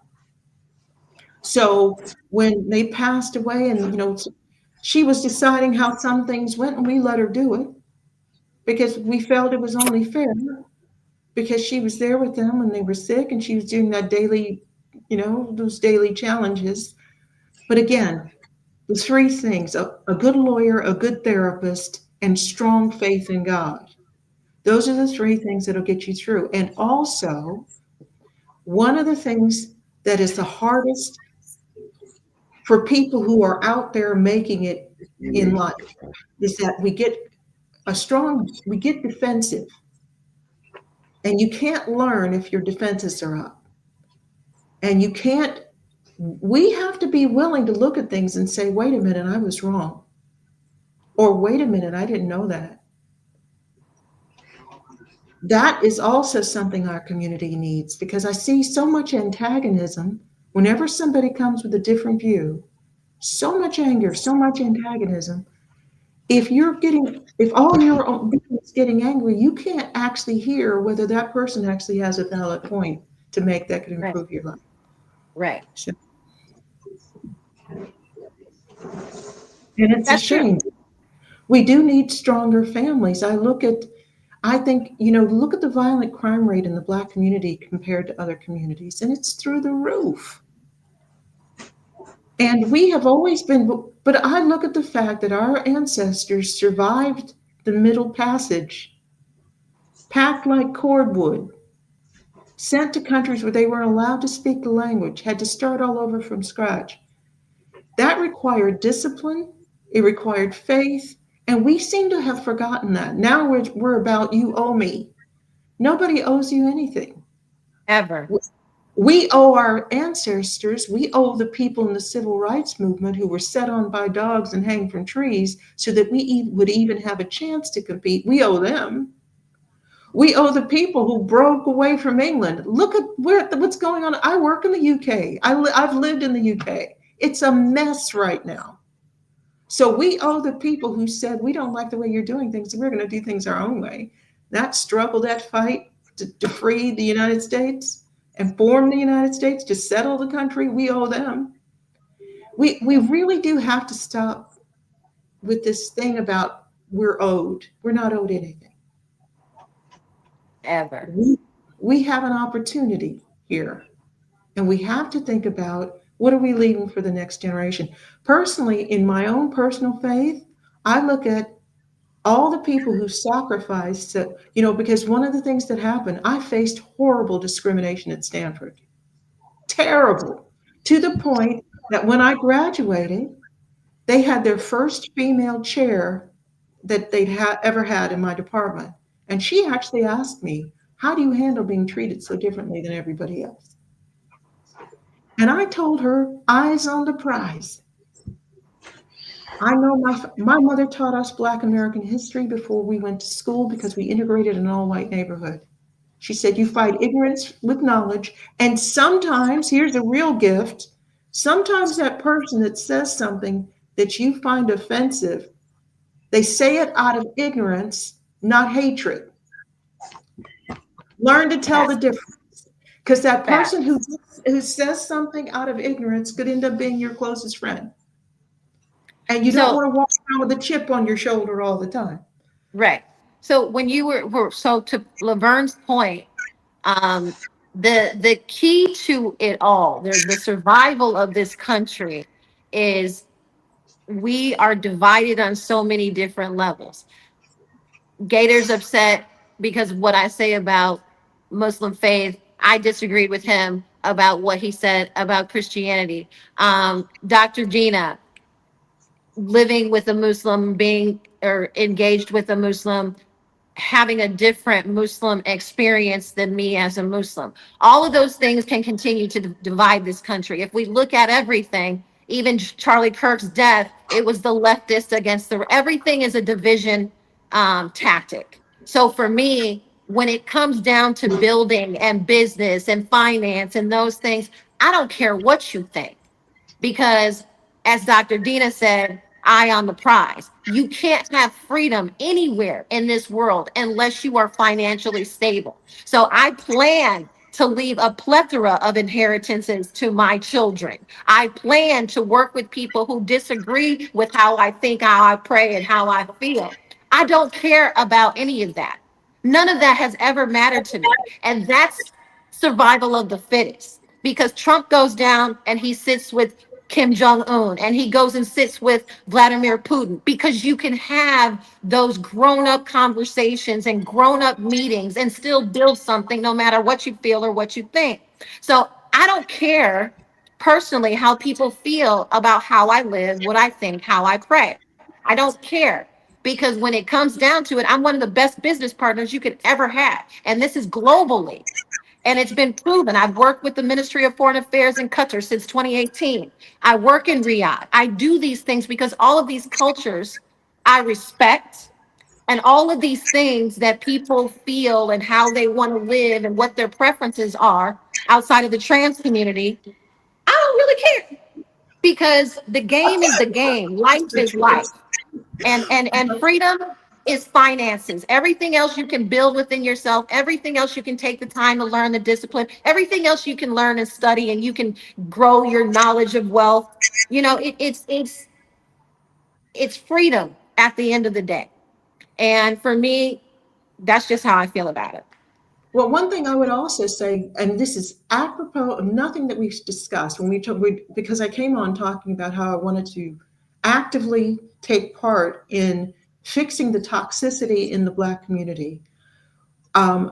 Self-discipline is one thing. How to handle somebody provoking you and you not reacting in the same way. It gives you, because when people are because remember, one of the things, you know how Charlie Kirk converted so many people to his way of thinking? It wasn't the people he was talking to he converted, it was the people listening. So when you are dealing with somebody and they're acting up and you're not, people are looking and saying that person was crazy, but what are you bringing to the table? So that's something we need to start talking about, how to be good spouses. We need to start having respect for our bodies. We need to stop all this twerking nonsense and sleeping with everybody nonsense and having a baby with anybody you go out with nonsense. We need strong families. We also, I would advocate, I have a program, which is the only targeted education program for domestic violence prevention. So I actually teach from age 13 and above. I teach the exact tactics used by abusers to lure in and trap their partners. Now, since a quarter of all women of all the different ethnicities end up in an abusive relationship at least once, and I would say over the last 10 years, the proportion of males that are ending up in abusive relationships has increased. This is something young people need to learn, and they also need to learn financial literacy across the board. I don't care what color you are. We need to start teaching people how to have safe relationships, because the tactics that I teach about manipulation also show you when social causes and political groups are trying to manipulate you as well. So we need to teach people what that looks like, and we need to teach them financial literacy. What you're talking That's about, it. I mean, it's one, you will affect some people, but we would affect a lot more if we started getting this into junior high and high school and start teaching the basics of saving, investing, how to handle business situations, how to handle money, why you don't want to spend all of your money on expensive clothes, and you're going to, invest in a REIT instead. And so you end up having some property when you're 25 years old instead of a bunch of shoes that have gone out of fashion. We need to start teaching all of this to strengthen our communities. But when we have stronger families, a lot of these issues that you're talking about, where the financial literacy will also teach things like why it's important to have a will, why it's important to have a family trust, so that when somebody does pass away, you don't have all that confusion that you were talking about, Laverne, because the paperwork is That's there. usually the case. A lot of times, sad to say, Dr. Dina, but that's the case. And you find people that have been loving each other for 50 and 60 years fall out about the house or the car or whatever And that, else. that transcends race and nationality. I deal with that in all the countries that I work in. Same problem, just different accent. Okay. just So back to a little something that you said, we have to start respecting ourselves and not doing particular things and allowing particular things. Gator, you call me a bitch. I'm Ruthie's bitch. I've never called you out of your name. I've never been disrespectful to you in that manner. We can have debatable conversation, but you called me a bitch, and that's not cool. I still respect you, but I have to say that to you. You were wrong. I would never fucking do that shit to you, regardless of what we're talking about. There is a respect level that I have for you, and you degraded me today. And that's something that I will not ever allow. So I want to tell you, as a grown man, somebody that I respected, regardless of what we're talking about, you're out of pocket, Gator. I thought better of you than that. And points to treating Noted. us. That's a good way to handle it. See, I can take that little segment for my anger management class and for my healing the rift class, driving well handled. Um, yes, one of the things that I teach. I mean, I don't know if you noticed, but I don't curse. Hmm. Well, I do. Um, I think I do enough for that for some of everybody. I ain't gonna even lie. mm, I I ain't don't gonna even lie about it. I Dan, do. I I Yeah, I have an really I just put it ex-husband. this way. I and, just put it and this way. I meant it when I said it, and I lost some respect for you today too. That's perfectly fine, but I'm not your bitch. Well, I yes, didn't say you were my bitch. I said you You were you a you bitch. called me a bitch. You called me a I bitch, didn't and it say was you were uncalled my for. bitch. I said you were a bitch. There's a Okay, well, difference. Words matter, remember? words definitely matter, and I'm going to you, remember your words. Trust I and could believe take that. Please do. no. And those things always come back on you, Gator. It don't even have to be through me. That's the universe that's going to take care of you with that. That's fine with me. Okay. Politically, Gail, You just you and remember I that. are a lot more alike, but she's right in this. And if she didn't call you a name, it just things descend from there. My ex-husband, I never called him a name. I never raised my voice. Okay. One of the things I talk about also, and this is something I could teach for young people, and not just for young people. Looking at all I see on social media, a lot of older people need it too. I talk about integrity. Building your integrity, that is your choice under your control. Um, once you have I got integrity, plenty of integrity. well, Don't integrity, you worry about mine, Doc. I didn't say you didn't. I I worry said, about hers. Don't. No, I don't now. I know where your integrity lies. Okay. I haven't seen anything, Trevian, can I say that you and been I disagree on a lot of things, but I haven't seen, but there are a lot of things we agree on too. And I haven't seen anything that would make me question your integrity. Now, one There of the wasn't things anything. with integrity is that it is one thing that you don't have to have money to do. You don't have to have somebody else's permission to do. What it Right. is, it's very simple. You say what you do and you do what you say. So you are a Right. person of your word. And the more you have integrity, the less you have to raise your voice. Because if you tell someone, if you do this, this is going to be my response, they know that you mean what you say. Right. But it requires self-discipline because it means if you say, I'm going to bring milk when I come home today, and you pull up into the driveway and you realize you forgot to get the milk, you don't get out of the car. You pull back out and you go get it. Right. And it isn't something you have to make a big song and dance about. Nope. You just become someone that when you say something, you don't, and you won't commit to something because you know you are obligated. And it's not what that other person will do. It's because you know it will erode your own integrity if you do not keep your word. Exactly. So, all of these things make stronger families. It makes stronger communities. It makes it possible for people who are very different to work with each other. Because one thing, you have to have basic rules, no name calling, you know. And if you Basic need, rules. if Basic you rule. basic rules, no name calling, you can agree on anything. Because as I said, with regard to incompatibility of cultures, I grew up in the same kumbaya world with the media saying everybody belongs here, everybody works together. That's just it. In reality, it doesn't work.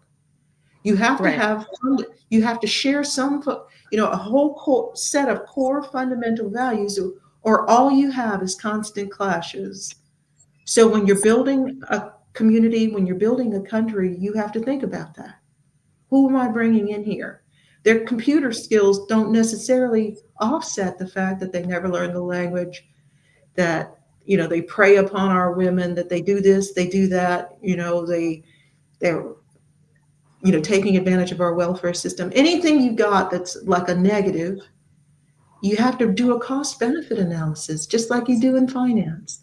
Before you make any decision, you do a cost benefit analysis. So Exactly. you say, what are you bringing and Yeah, what am I? excuse me. I want to make this announcement because it just came across my watch. It said that Mississippi and Louisiana are experiencing a widespread 911 outage that is taking place right now. So if you are in Mississippi or Louisiana, they are having a widespread 911 outage. Oh my So goodness. y'all be safe. Y'all be safe. Oh, so this is cute. Somebody says, I like your hair, Trevian. Oh, thank you. That's a cute little comment to make. Isn't that nice? And Now, it's so smartphones across Mississippi buzzing oh with the my alert goodness, of statewide 911 system outage. what would cause that, do you think? I don't know, but I really hate to find out because situations happen. Like today, somebody ran to their car to get a baseball bat. So, I had to call the police because things happen. Yeah. What's a ladies? I just asked her. Only thing I said is, Miss, can you move to the side, please? So she got upset because I said, I'm Miss, not used to can you that. move to the side, please? After So then living where she I've took lived, off. I'm not used to She took violent off and people. I'm became a just not. track star, running to her car, I'm serious, I'm not. grabbed the bag, a whole baseball bag. And I I'm guess she just not thought into about that. coming back over there. But she turned around and got in her car and left. And then came back and had the audacity to knock at our door. Wow. Talking about can she get some food. Now, you went to your car, you grabbed the baseball bat. I don't know where you were going to with your bag because I had already called the police. And then you returned to ask for our services. Come on. And if you didn't give it to her, she'd say you were picking on her. Right? Yeah, right? Victim. Again, though, Victim. I will admit this in case I do end up working with Trevian and Gator. I'm just not used to that kind of behavior. I'm just not. No, I'm I mean, nobody should be used to it. That's the thing. So, nobody should be used to that. And no. I mean, I feel like I'm blessed. I sometimes I forget that behavior is, still existing outside of what you see on social media because I'm not around it. And No. so, and it's there, but like I said, freedom to not have to be in that environment. Well, Um, we need a healthier environment. And oh, by the way, if we're talking about one thing in our culture that I think is causing some of our problems, I think our small children are under nurtured. mm, And they I, under attack. Look at what you see on social media these days. What you see? What did you say, little Jimmy? I said he's a bitch. You know, when could we do that, man? When could we say that? You oh my know? gosh. and other groups are posting their kids playing the piano at 4, and Right. Yes. we're posting Exactly. stuff with our kids twerking or Twerking, pumping on each other. Exactly. being in We have grown got to folks' stop business, this. It which is ain't none so. of their Exactly. business. But I And remember when I just being was. grown, period. And But just I being remember grown, period. While when they I was. 2 or 3 years old. Well, I remember when my daughter was young, I was in graduate school, and we went to a store, and some people came in from the other side of town because there's definite financial segregation in Palo Alto, California, where Stanford is.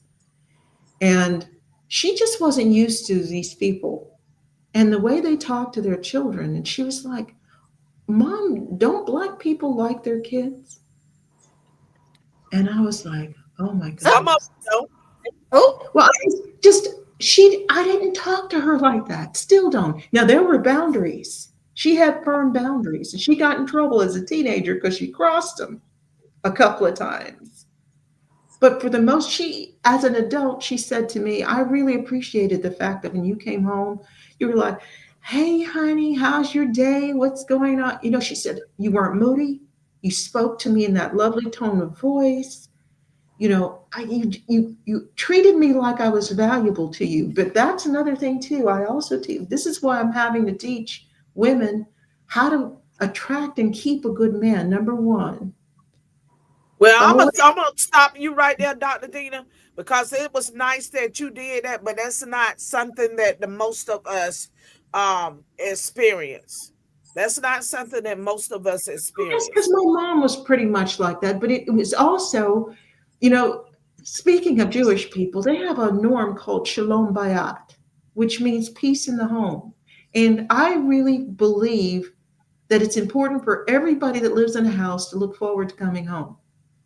So I also teach women that when they, I mean, you know, until I know that even with my ex-husband, as I said, I could get, even though we split up, there was no maltreatment or abuse. And you know, he come home, he had to wear a suit to work until he changed out of that suit into his casual clothes and started a conversation. Other than greeting him and saying, hey, good to see you, you know, dinner will be ready or whatever.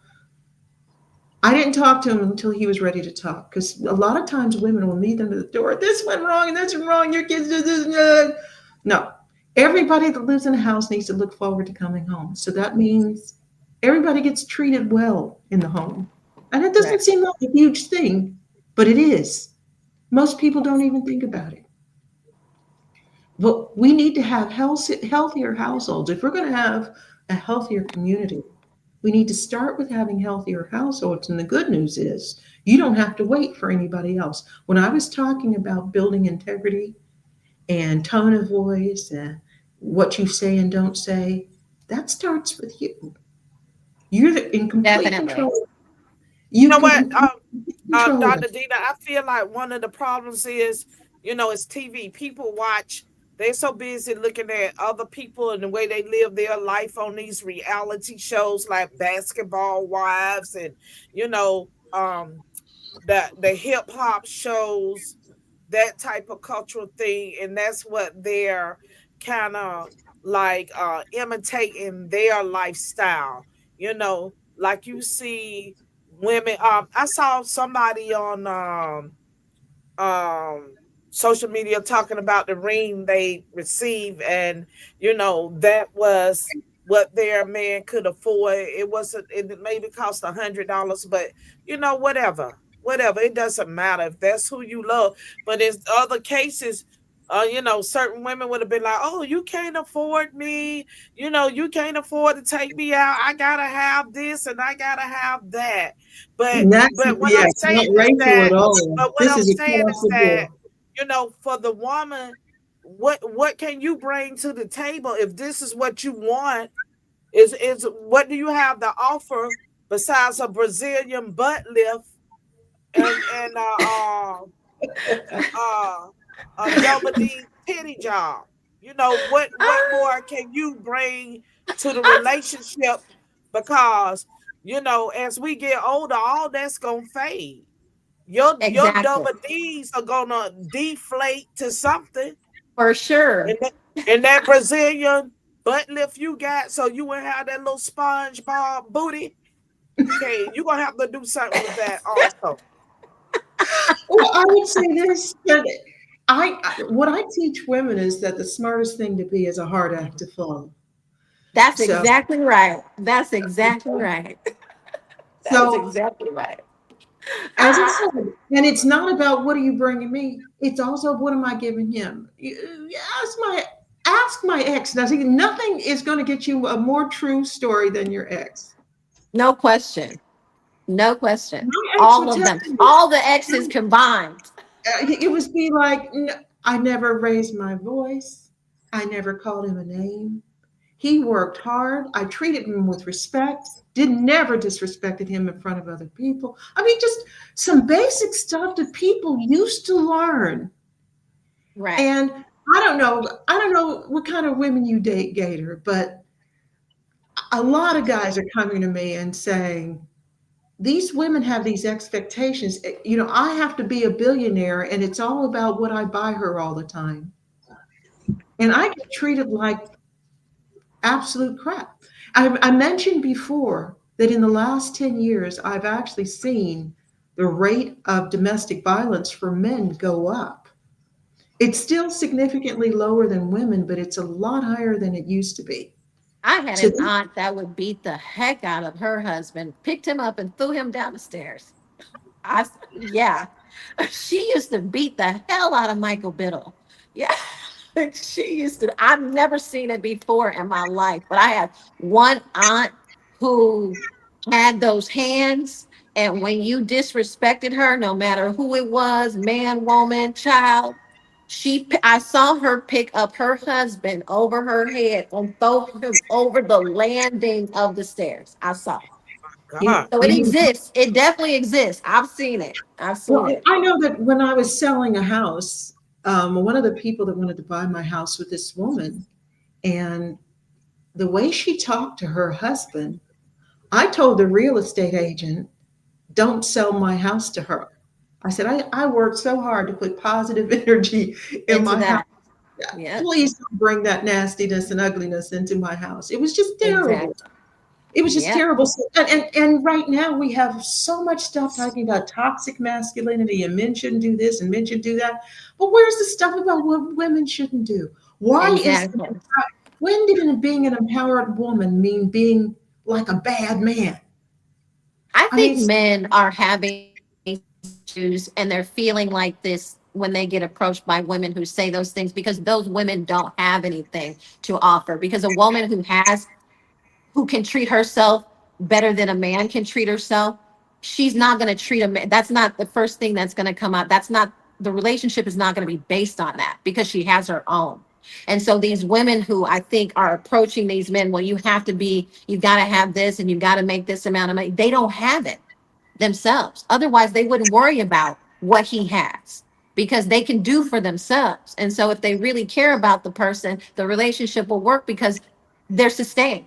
So I think that that genre of men who are getting approached by these women who, oh no, you got to be able to take care of me. I mean, because they don't have it. And I will advise those men to avoid those women because they're not going to be happy because the relationship is already based on something else. They don't have the Material. security. They don't have the Material. security. They don't have this, but then safety. I have to do separate training for my women who are financially successful, my It's professional women. different. It's Because you definitely also different. because one thing you have to do is you have to be careful not to be used. Correct. It's the same thing the guys that have something going for them have to worry about. They have to look at that. But we've got a lot of work to do, but nothing I talk about is really complicated. It's not. It just It's has to not. be done consistently. That's all. It has to be It, intentional it because has, yes. There has to be, all of it has to be intentional because if the intention is not there, then the foundation is cracked. So I always think intention to me is really that's how I'm going to put up a red or green flag. I'm looking at your intention. So that's how I feel about that. you also need to be around other people. One of the things that's why I talk about when I said about teaching classes for women. I'm going to start with online classes, but I'd like to do some in person. Um, but When do because you it's plan really on starting that class? when Yeah. at the beginning of When? the year, at the beginning Okay. of the new year. So I'm going to have I'm going to have two tiers to the classes that I do. I'm going to have one tier where it's like a big class, just like the show or my show, where it's out to the public and everybody can join in. And then I'll also offer a smaller class where you get one-on-one with me and we can talk about specific issues that you have. And then you So should do an AI class that makes you be able to make money while you're sleeping with these classes because you can make your own AI model mimicking you and it's just giving advice daily across social media, across these platforms, and you're not that's, even there. It's working for you. that's excellent advice. Thank you. See, I You're told you welcome. we could work together. There we I go. work with anybody. I don't care. I work. Money for me is money. There's no No, good money, no bad money. All money is good money. It's just some is better than others. I've also been trained to see foundational patterns. So while you were arguing with him, see, this is what I mean about Charlie. While you were arguing with Gator, I'm watching how you're handling everything. And I'm seeing things and saying, uh-huh, Yeah. check, check. Right.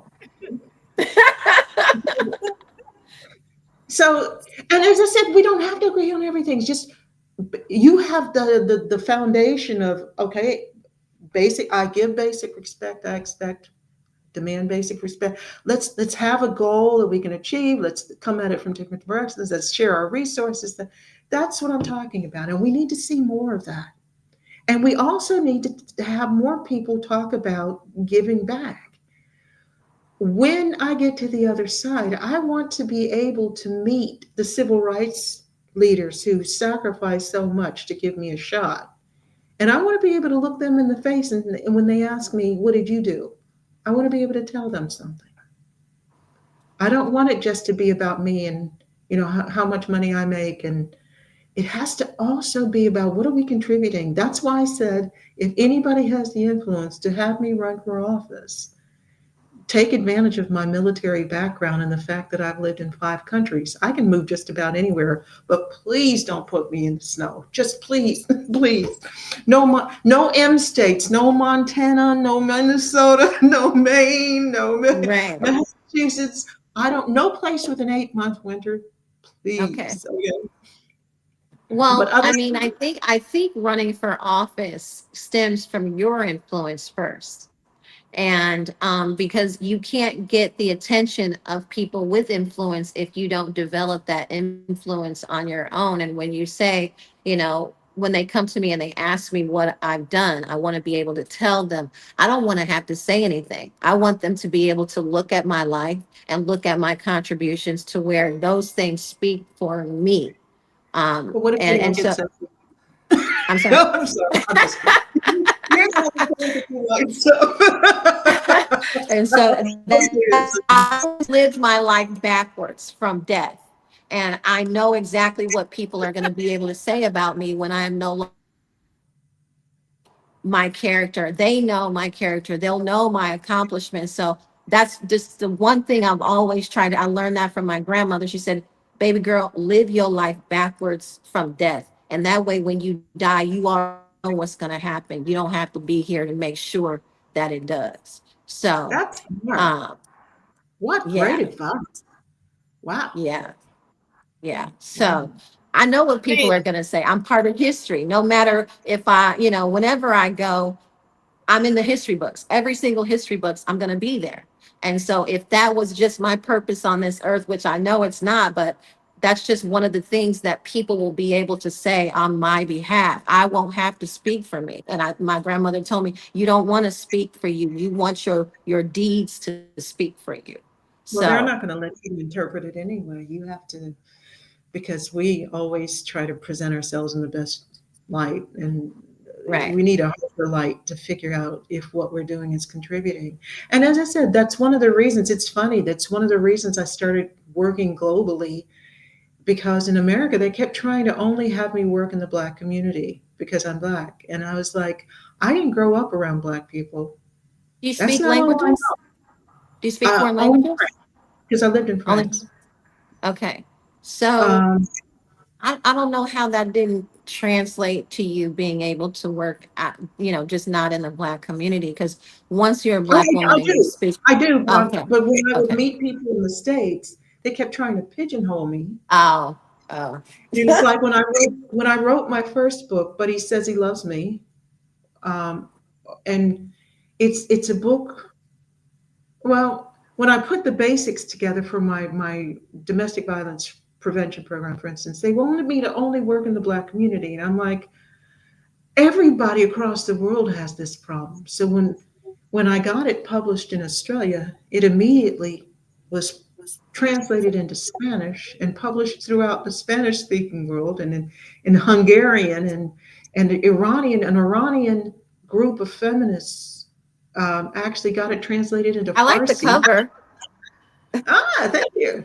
I didn't Yeah, I design like it, the but cover. it is cool, isn't it? Yeah, I like the cover. but I wanted to help everybody, not just people who looked like me. And some people didn't quite grasp that. Right. And So, that's unfortunate. That's unfortunate. That is very well, unfortunate. I'm hoping that now it's a little bit more open. But it's why I also like my Healing the Rift program. I had a group of people that I know in the UK, because I told you I lived in the UK, approached me about actually using that program because studies have been done. The UK did a study after 3 years, and they've recently done a study here in the States that found that diversity programs, for the most part, don't work. They tend to make the Right. divisions more rigid than they do looser. Well, as soon as they put it up, those whole diversity programs, being a social psychologist, I looked at how they were doing it and I said, that's going to have the opposite effect of what they intend. So I put Right. something together myself, and it's just an anti-bias program, and it does it in a way, Trevian, it does exactly what we did, because we had at some point where we were in fierce disagreement, but never yelling at each other, looking at the positive, talking about what we have in common. This is what I do as a program. So I turned it Right. into a system so it can be replicated. And the UK came to me and said, we need something because we have a very diverse population. How can we get people who work together and go to school together to be able to work together effectively? And so they approached me about my diversity program, which of course I've offered in the States as well and in Australia. So those are the three countries I basically work in, although I also do some work in New Zealand and Canada. But Okay. So mainly what the about what you do with the, I guess, the foster kids or whatever? What about that? I would love to get a hold of foster kids because, again, when we're talking about, PCF thing that you do. well, because a lot of the things that like Trevian talking about her grandmother teaching her this, that, and the other, foster kids don't get any of that. They don't get the multi-generational wisdom. They're in a situation where they're at risk all the time. And it's Right. interesting because one of the first things I teach people is a really accessible, basic way on how the brain works. And when the reptilian brain, when the basic brain, which is where fear, anger, breathing, okay, when all of that, when it activates, it quiets the logical, rational problem solving part of the brain. So if you're living in a situation where you have to be vigilant all the time because you never feel safe, it becomes harder for you to learn a lot of the basic problem solving and philosophical questions and contextual knowledge that is what you need to be successful in business and And that's why successful we in have life. poor people. That's why we have poor people because they're so focused on surviving, they can't focus on growing and building. So that is the divide right there. Mhm. That's the divide. And we have to find a way to find that anyway. Find sub communities, find ways of taking people who are constantly having to be hyper vigilant. But again, in those communities, in those subgroups, we have to teach self discipline because somebody disagreeing with you is not a good enough reason for them to get violent or to try to hurt you. That's not acceptable behavior. And Right. people that live in environments like that do not thrive.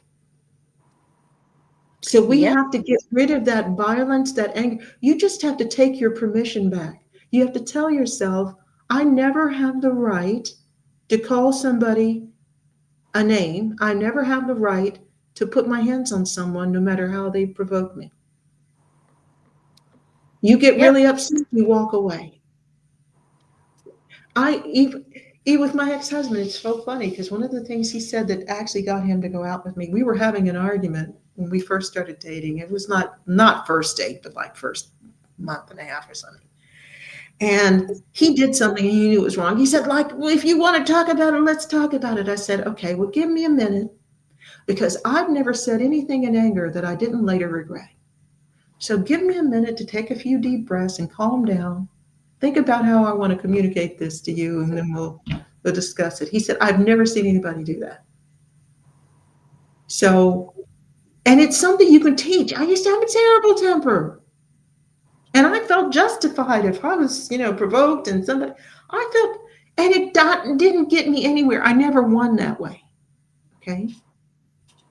So if we're going to have communities where we want, the goal is to keep that primal brain quiet and secure so that the frontal lobe, where your problem solving, language based learning capability is, can stay awake and alive and keep going. So your emotions have to be calm, and this has to feel safe. And then you can learn. So I would love to get a hold of a bunch of foster kids and whatever, because they are so preyed upon. So why don't you start a program where you can have this foster care program funded through the state? As far as I understand, DCFS, they're understaffed, they're overloaded with kids, and they cannot service them. So if this is what you want to do, build the service, have the location, put this in front of DCFS, because they're dying to have programs to put. And this is the thing, when kids go into foster care is a business. The system gets $1 million per child when it's all said and done. So build this community for foster care kids, but you can be funded through the states. Like, I feel like if you have all these knowledge, you have all this knowledge and you have these capabilities, I don't know if running for office is your thing, because from what I'm hearing in just these 2 hours, you seem more helpful in these social spaces where I think I heard you say that you are, active within. So social psychology, is it? A social? Yes. So as I Okay. said, social psychology is about, we study how people learn, we study how the Right, brain works, we study power right, dynamics, and also right. we study how people are influenced and persuaded and manipulated and indoctrinated And and the foster care brainwashed. system is guilty of all of those things. And if you have the capabilities to do it and you want to do it, which you voice, why not do it? It's not a business that you'll have to always pour money into, because the states need these type of services that you can provide. Well, it So gives me I'm something hearing to, all these things that you can do, and I don't know why you keep saying, I want to, I want to, I want to. well, Do because it. one thing I have to figure out is which state to do it in. You can do it in all 50 states. I know, but I So have to figure don't out. don't limit it. Don't limit yourself to because if the state likes your program, you can be implemented federally. Those are Yeah, federal funds that you can get. actually, I would rather go after federal money because There you have it. there's always to, but I also, my domestic violence program, we're talking about foster care is a really serious issue, but domestic violence affects 25% of the female population. Well, you got to figure out where you want to start. Because I if know. you went to Stanford, you studied, and you've gotten all this education, and you seem like you would be the great counseling type because you're calm. So I, I feel like you should just, I think you're just wasting time. Because if it was me with those capabilities, I'm I gonna just have got, I'm centers all over seriously, everywhere. Laverne will tell you, I seriously have to figure out where I want to go. Well, one of the issues is that too, that people are so competitive over the state money. Laverne started talking about a lot of the funds for various programs being cut. And that's one of the reasons I said, I want to do something where I can go after federal money, because a lot of people who are in that space are very left wing and would look at the fact that Trump's in office and say, I Well, don't want Melania's to. mission is foster care. Sure I'm is. sorry. It sure is. She and I need to chat because I voted for her husband 3 times. So, I'm just saying. well, you know what? You have been so helpful. Thank you, Trevian, and Oh, no thank you, problem. Lauren. I really appreciate it. But yeah, we need to help, and a lot of this stuff I'm doing online, so that anybody can get the information from anywhere. I don't want to feel like if I do something, because I have a website. I have 4 books that are published. So give Um, them your website information. Well, my business is called Ethical Strategic Solutions. So if you want to find my business, just go to ethicalstrategic.com. That's it. Oh, I think that's an oxymoron because ethical and business. Like, Don't do business with Kevin because she just told you something. Okay. Yeah, you can. Because a lot of people, I don't know about you, but I grew up with kind of parents who kind of looked at being broke as somehow virtuous. And I've never felt that way. no, Never felt that way. I can guarantee you. nor do I. On Nor that do I. virtue. No, nor do I. That's one of the reasons. And a lot of people feel if you're going to do something that helps people, they have to know that the ethical part is a really important part of what I do. But the strategic is as well. So much of what has been done in this space just doesn't work. I look at the fact that the domestic violence rates for women is the same as it was in the 1980s. And I have been able to offer this program over the last 10 years, and 87% of the people that I've trained have been able to use what I told them and immediately put it to use. And I train regular people and I train businesses. I train law enforcement. I was asked to train the FBI. I've trained judicial commissions, domestic violence services. So there's a lot that I do. And sometimes they just bring me in to rewrite and fix up what they've already got. So this is what I do. And I will, and Awesome. you notice at the top, it also says that I don't care where you are in America. I don't care where you are in the UK or Australia. I am so used to traveling, I don't even get jet lag. So I don't either. I don't either. I love it. It's like my downtime. for me, it's like traveling between Australia, because of course I lived in Australia longer than anywhere else. 2 movies and a nap, and I'm back in the States. You know, it's like it's just my downtime. So Yeah. So there we go. So, yeah. and Trevi, think about it. If there's something that you want to work on together, and Laverne, that goes for you too. Let's get together off the show and just Prepared talk. to be sick of me because I'm always thinking about some money. Well, I've never seen a program that works for free. You know what I'm saying? In fact, one of the problems we have as women is that often, because of what I do, because it is so helpful, I have so many people. I had people get mad at me online when they found out I had a tab that says, if you want to hire me, here's how to do it. You shouldn't charge. Really? So I can tell the bank when I have to pay my mortgage. I can't Right. pay you, but I helped Joe over here and Janie. And if I worked in financial services or if I were a man, nobody would expect me to work for free. Yeah, I never pay attention to those people or those responses. So I'll never put never. I get yelled at about this. Yes. I'll be like, I'm So, going to charge you extra for wasting my time.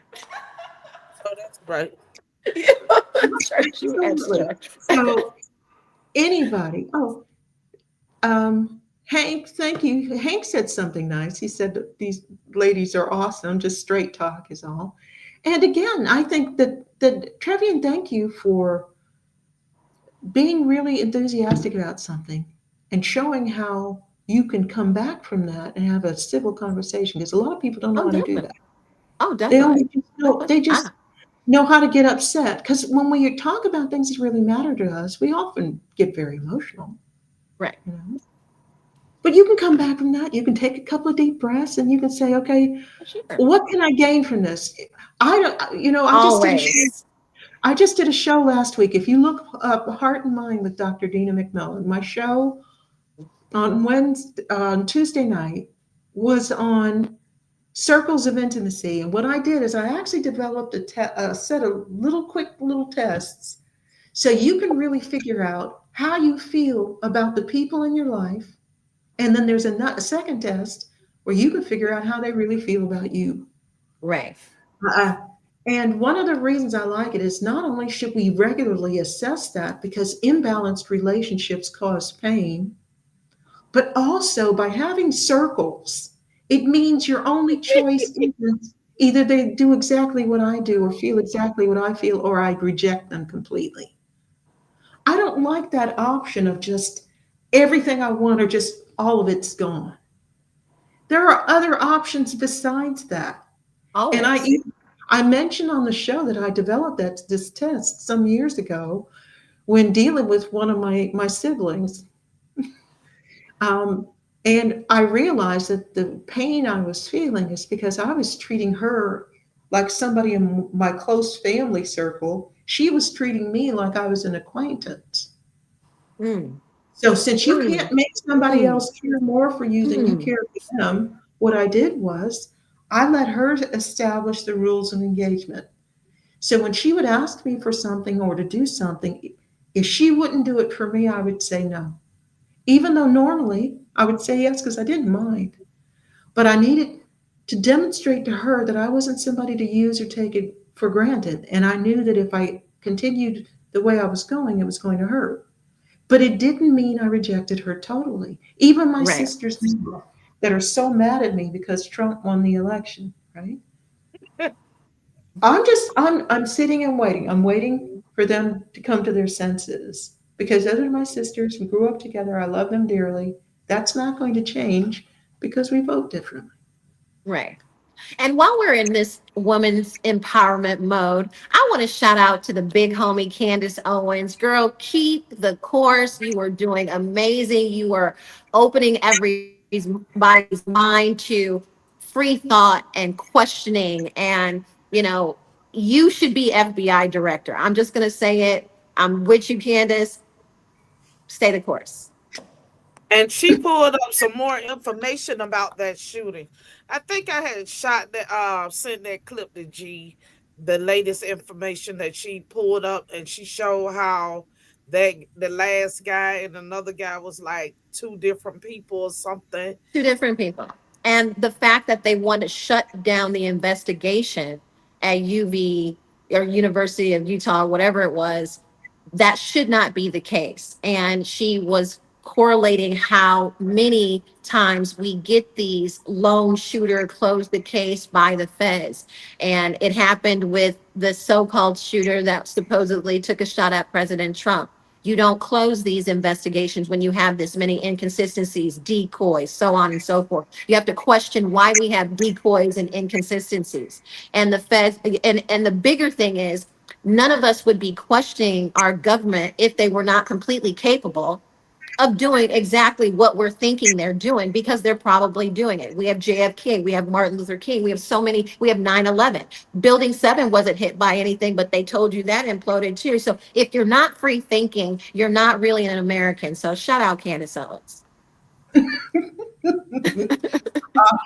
Well, I have to say that I don't necessarily, and like you said, I don't buy anything anybody says, but I'm willing to question everything. I'm willing to look. Everything. If you have some evidence, I will look at it. I know that one of the saddest days I can remember is when I realized that um, gender is a social construct was just not being borne out by the evidence that we have predispositions based on our sex because we have different reproductive roles. And they just tried to cover that up for so long. And we just always heard that like a mantra, gender is a social construct. And then I realized if I was going to be a good social psychologist, I had to be facts, not feelings. I had to look Exactly. at things, even stuff that hurt my feelings. I will talk about stuff that puts every group I belong to in a poor light. Because if we don't look at what's broken, we can't fix it. Exactly. The difference is And I in don't our believe, community, we have so much that is broken. We have but we don't want so anybody to look at it. We will attack somebody who says, and it's the reason I didn't put my race on my application to Stanford. Because I didn't want anybody to be able to say later, you only got in because of right. affirmative action. Um, I and they call DEI didn't earn it. Okay, when you look at people like our former press secretary who was so bad at her job. And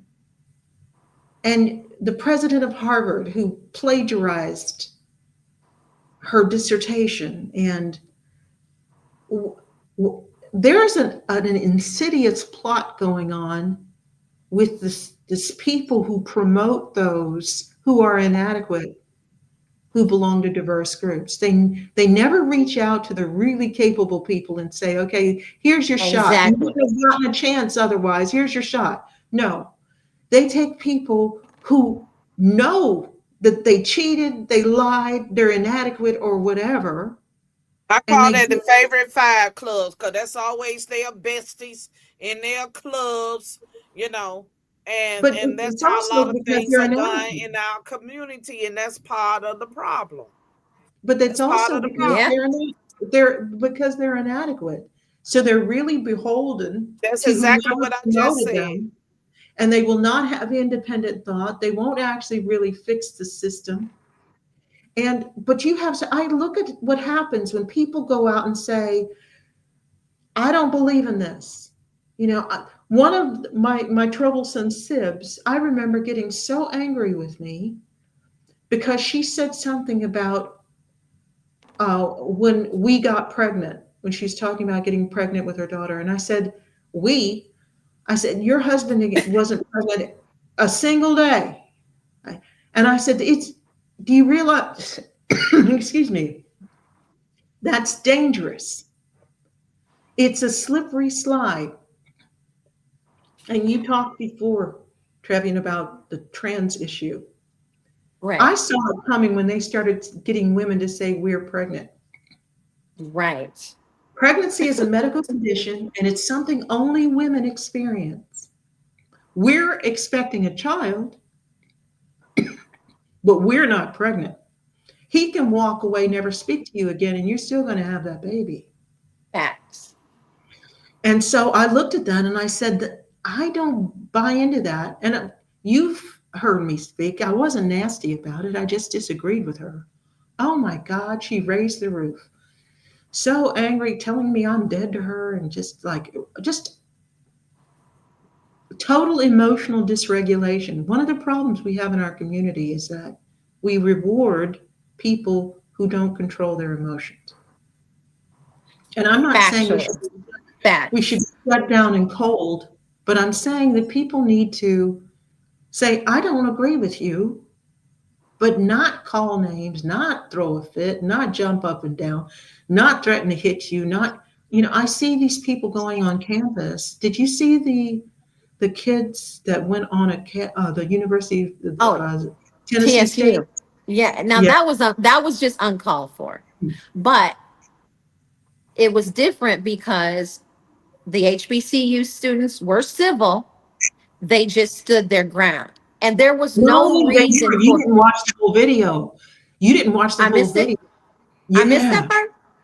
Yeah. Nonetheless, you don't come on an HBCU taunting Black kids. It's just unnecessary. If you want to have a conversation, talk with the deans at the university and say, hey, we'd like to welcome a conversation with your students. But they had a conversation with a couple of kids, but then other people came and started stealing their signs and threatening. Well, that's at every university. That's just not at just TCU. They've done that a million times. But what I'm saying, but I have to say, I'm worried about everybody, but I'm worried about our people the most.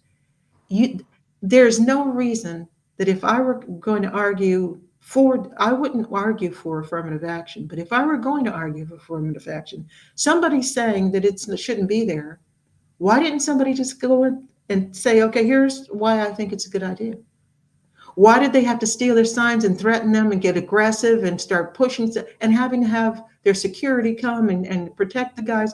It looks terrible, and we're not just on an American. It's not consolidated to TSU. There's been so many times that Charlie Kirk was on these campuses and they would, spill water. And, so I don't want it to be an exclusive event. No, but we were talking about the. I don't want that to be exclusive to TSU. But what I do feel. We're talking about something recent And Right. we had been talking about helping the Black community. So that's very relevant to what we were talking about. Right. And it's just young people, period, are being taught. But it is something that we see in the Black community. If you look again at the violence rates and crime rates, it's something that we have more of a problem with than anyone else, and we need to fix it. We cannot thrive as a people as long as that's still an issue. Right. And Um, it's unfortunate, but I do think we have a sector of young Black students who have realized that the internet has leveled the playing field. Crypto has leveled the playing field. AI has leveled the playing field, and they are taking advantage of it. I actually work with a group of very bright, very, very bright young Black kids who I mentor. Hopefully, eventually I can hire them once they graduate. But this is the thing, they're out there and they are leading the they've way. always, I know that, but we've Yeah. always had that. Back in the Yeah. 30s, they called it the talented 10th. My great grandfather was a professor at the University of Colorado.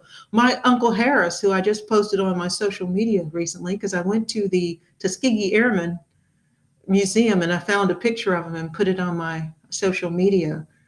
So Oh, that's awesome.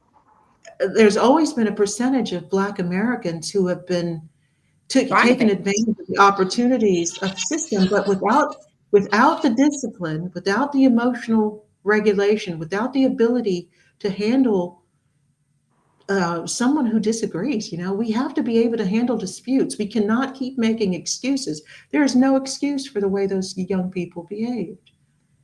And it goes, It's true. realize something, it goes, we are not going to be helped as long as we're making racism rational. We And need that's the why, and race. I don't look at it.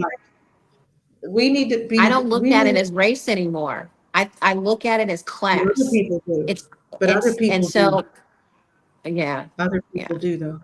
And especially yeah. when you look at the fact, as I mentioned at the top, 92% of Black women voted for Kamala Harris.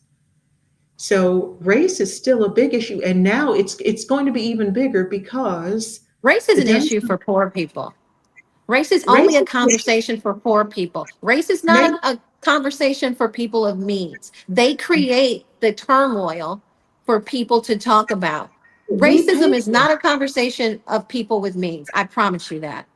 What do you mean you promised me that? And I I've lived agree in with you 12 on different that, countries. baby. We're talking while I'm in I agree with Australia. you on Are that. you kidding? Who are you talking to? I'm all over the world. And Mhm. a lot of what people think they're not going to necessarily talk to you about. But Mhm. we pay for, I mean, one of the things that I should mention is that when I first moved to Australia, I was in Australia for God knows years, but the first 2 years, I wasn't going back to the States. I was just in Australia.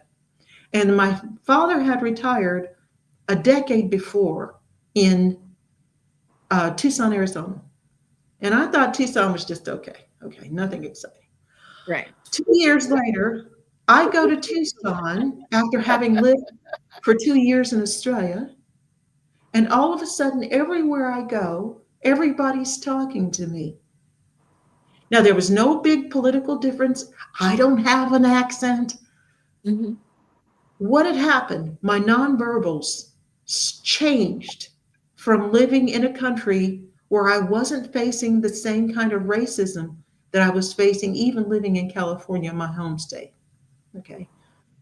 So, even what I mean by that is, first of all, it was reassuring for people to know that they talk about all those microaggressions and stuff. We can actually teach people to be more amenable and to be less defensive, and other people respond to it and they won't even realize what they're doing. This is another thing social psychology does. It shows you how you can actually change what other people do to you without them Oh, no recognizing question. that you did it on purpose. But I didn't do it on purpose in this case. But in this way, I mean, my friends in the UK are all in the upper classes. They're aristocrats. So I'm dealing with these people, but when Black people keep acting up, and it's all over social media, regular Joe and Jane become more wary of me, whatever country I happen to be walking in at that time. Mm. So Mm. we do pay. It is still about race because As long as we are associated with a race, what other Black people do impacts how people think of us, even if it's not conscious. And there is a professor at Stanford University, a Black professor named Jennifer Eberhardt, and she wrote a fantastic book called Bias. And she talks about even being able to flash pictures to people faster than their mind can consciously register it. And because of the association we see with Black people with violent criminality, people's heart rates would change and their defense mechanisms would go on by seeing a thug looking Black guy flashed really fast. So I'm sorry, we do impact each other. A lot of it is social class, but not all of it. So, and So I think it's so Laverne, you might remember last week we had a show and I was talking to the audience about dating outside of my race. And Yes. I was discussing because all of the suitors that have been approaching me, 3 of them, they're all white. There were no other races. And so I was talking about some of the experiences. And there was somebody who she's frozen. Yeah. Travian. and Hey, she was Travian. Say Travian. it huh? again. Try it again. You froze. Travian. Hold up. Okay. Travian. So You somebody gotta approached. rewind your tape because you got frozen when you got to the good part. Yeah, right? Okay. Can Let's you hear hear the me? gist. When you got the Yeah. 3 white guys, that's all we heard. You froze up. Oh, okay. Can you hear me now? Yeah, go Mhm. ahead. Go ahead while you Can you not hear me now? frozen. Go ahead. Can you Yeah. hear me now? Yeah, Yeah. go ahead. Okay. So somebody approached me from that watched your show last week, and they said, you said something very interesting. You asked if you wanted to know if these white men liked you for the blackness of your blackness or if they liked you for the whiteness of your blackness. And she asked me if I would work on a book with her called The Whiteness of Blackness.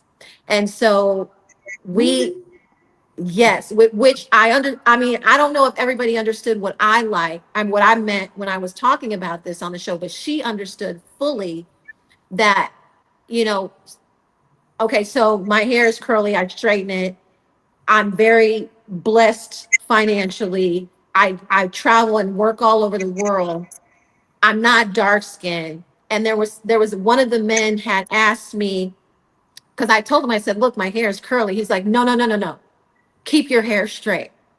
And so that brought me to are you interested in me on this, or are you interested in me on me? And I kind of termed it the whiteness of my blackness.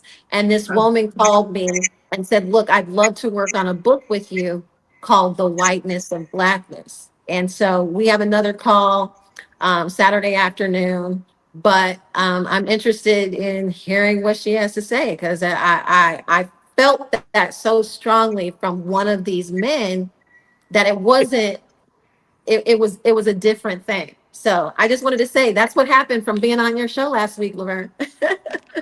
That's really interesting. It's a very interesting topic because, Right. as well-educated women who travel the world and live all over the place, Right.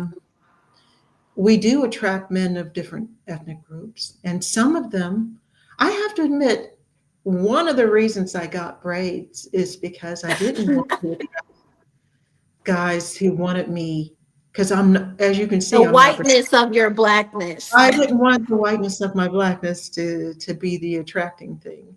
Um, um, and especially since I'm not very dark. Right. So, Right. uh, but being a proud Black woman is who I am. But Right.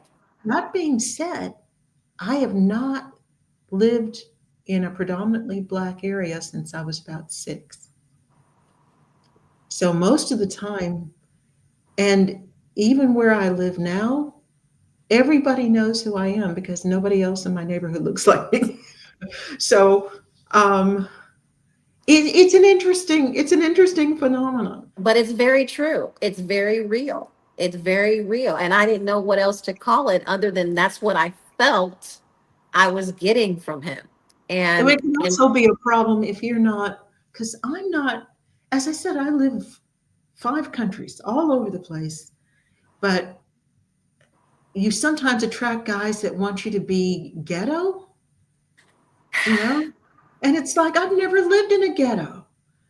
So Well, have you ever I'm seen the white man that marries the black woman who has the nappy hair that doesn't get her hair done? They love the blackness of her blackness. They truly love that. However, I'm understanding, and then I also understand that there's a difference in between white and European, oh because yeah. European white men have more, they understand more. Okay, they just understand more and they want to understand more. But sometimes in American white, they want you to be a certain way, something. So you can't, whatever that image that they have of you, that has to be maintained. I can't go, just get my naturally curly hair out, because now I'm too black. And so that's the only thing that I could deem that feeling I got, Rigid category. Often they will have, yeah, I've noticed that too, that the you American know, guys will have a rigid category. Either they want you to be LaQuisha right. from, from the, or they don't, they want it to be, your blackness to be incidental. That's something that they can forget most of the time. So Exactly. you're right. Australian men are more like European men. Right. So, They have a better understanding because they don't grow up learning American history. They grow up learning world history. They learn about culture in a true sense of things. And it's not, scattered or skewed to fit an agenda. And so it's more genuine. That's something that I'm finding. And so I just thought it was just, crazy that this woman reached out to me on the book X and is said, "Hey, that was so powerful what you said, and I'm an author, and I'd love to work with you on this book, The Whiteness of My Blackness." And so I just thought it was great. well, Angie here says that you're leading with your race in a relationship. No, it's just that you have to notice that. And because you do notice what your partner looks like. I mean, Right. and if you're and because anytime you're with somebody who comes from a different culture, whether you're the same, I mean, my older sister, the one I have, oh God, my sisters or something else, but my older sister has a black husband, but he's from New Orleans. The culture clash that they have is huge because here she is, a black military kid, living all over the place, friends of all different colors, and he's from a very segregated. Southern, yeah. It's a professional world. Like he belongs to a black fraternity, and he's got a PhD, and so he's well educated, but he's in a world that's very segregated, and she didn't grow up with that at all. So the Right. culture clash, and he's from the South, which is very different from the North. Right. So anytime you're with someone from a different culture, there are adjustments to be made. Yeah, and So and and just for him to say, we're leading with race, it was actually one of the white guys who actually said, "Hey, I just want to let you know up front, I'm so white, I'm practically clear." And so when he said, meaning I can't dance, I don't have any rhythm, I don't know, but he was honest about it. He's like, "Look, I'm practically clear. I'm so white." So, it's just it's a different thing. But I didn't get a chance to tell you that, Laverne, because I just talked to this lady 2 days ago. But Okay. um, yeah, that's what happened. But yeah, we've been on here now almost 3 hours. Okay. And Yes, I and got I'm getting two ready to two. go. And I was texting you to let you know that. Okay. Travian, you got some comments. Somebody, this was Andy, fun. This was so Andy said, interesting. drop Wow. that zero, Travian. Don't date him. And she also say, I gotta watch the show. I am married to an Italian and have black Italian Blatalian triplets. triplets. Blatalian, 32 I've years heard with of them. hubby, and I'm not white. LOL. Love is love. That's cool. Right. Right. That's cool. No, it does. I'm not saying that. I sometimes somebody from a different culture is your ideal partner. Wait, I'm But telling you, they're all very calm. It's a straight up different dynamic than the nigga it's shit. You know, it, they've eliminated all the nigga shit, and I don't have time for the nigga shit. And so I'm happy with it. You know what I mean? oh my God, I love this show. Oh my I'm goodness just gracious. happy with it. This is when I contacted Laverne because I love this show. Um, um, but one thing you have to understand, if you're with somebody who is of a different culture, it requires discussion and sometimes compromise. And if the difference shows, you'll have more people in your business. So you'll have more people commenting on it. You'll have more people trying to tell you how to run your life. They can't tell Um, me nothing now by myself, so they definitely won't be able to tell me well, nothing. you don't have to listen, but Right, um, right. when you're with somebody who's treated very differently than you are, it is it is a point that you're going to have to recognize and deal with. And you can either make it easy or hard. And I'd say the biggest challenges I've had with people who are different in a relationship is when one partner refuses to recognize that those differences actually affect how the other person's being treated. It's like I've gone out with white guys who thought because they weren't racist against me, then that meant I must not experience any racism. And that kind of attitude can be less than helpful. I mean, because even if you're different sexes, I mean, men are treated differently than women. Is it? Is it? I don't know that it's bad to say because I have to say it.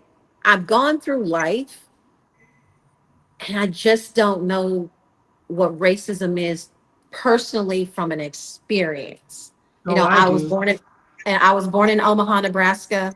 You know, I went to a very good school as a foreign exchange student. I lived with a foreign family. You know, I can't say specifically, might not to say that it doesn't happen to people, but in my lifetime, I've always, and if it did exist, I used it to my advantage.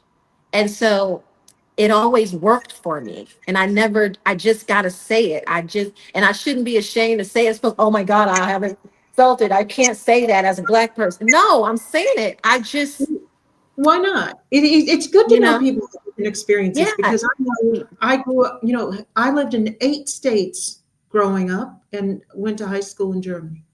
And there were kids that we wouldn't be allowed to have us over to their houses. And Mm, there were kids that said things like, yeah, we're, white kids, because I wasn't around a lot of Black kids, and they would say, oh, we're allowed to date Hispanics, but we're not allowed to date Blacks. interesting. I had a partner for 8 years from Westport, Connecticut, and his parents had a fit about him being with me. Mm. So I have direct, but I want to tell you the worst racism, other than when I was small, because I was born in the South. I was born in North Carolina. I wasn't only there a few days. I don't know much about it, but the worst racism I ever faced was at Stanford University, Mm. Well, where just be blessed because you were there and you got a PhD or MD or well, whatever you got. how I got the PhD? I told my advisor that they had two choices to get rid of me. They could either kill me dead or put PhD behind my name. I was I know that's facing right. so much discrimination on such a regular basis. It was traumatic. I mean, professors wouldn't answer questions if I asked a question in class. If we had to get an appointment to meet with a professor, they wouldn't show up to meet with me. They would use studies in class when they talked about things, studies that had been disproven, that I later found disproven, showing how Blacks weren't as smart as white and weren't as capable as whites. I faced so much overt discrimination. It was they had me on academic probation when I had more credits than anybody in my year, and a 3.89 average on those courses with a 3-year-old. Okay, I just recently got a divorce and I had a 3-year-old daughter. And I still had all these classes that I took and I was doing well in the classes. They put me on academic probation. Why? Because I was Black. They tried to get me to quit. So when you say you haven't experienced racism, I'm glad somebody didn't, because I had a neighbor in Australia that from the day I moved into the house, he would not speak to me, would not even say good morning, would not look at me, would not talk to me. Well, look at you now. All of us have something. You can't let it stop you. So Ever. no. So Laverne, any issues that you've got where you need me to help something? Because most of the time, if you tell me ahead of time, I can actually come up with some actual solutions I can share with your audience. Because one good thing about facing racial discrimination, first of all, my dissertation is not plagiarized because I never would have graduated, but also I had no wiggle room. So if I said something, if I declared something, I had to be able to prove it, and I had to have more than one source, and the methodology had to be rigorous. So it made me a more effective social scientist to have to go through that. So in a way, that was good. Well, I know you got to go, Laverne, and your Yes, I audience do. has been And I know you so gotta go amazing. too. Yes. I have to start my work. Anyway, we're gonna close the show for today. Thank you, Dr. Dina, for joining this us is and fun. sharing all your expertise and stuff. And Travian, see you. Good luck on your book. I love the way she dances in, you know. And thank you, everyone, for joining us. And Thank you. we appreciate the comments. And I'm going to work on some of the things that Dr. Dina talked about, like ignoring bad behavior And and if don't you need say my help with anything to something, them. you know how to contact me. Just contact me on Okay, X. You and I can have I a chat. will. And I'm going to see how good this works. I'm going to see how long I can hold out, y'all. Okay. See you Contact guys me on next week. Yes, please Bye. on the show. We love hearing from you all, including the Gator. He left, but I think he's having a space tonight. So everybody, please join us back next week, same place, same time, right here on X. Thank you for your prayers, Angie.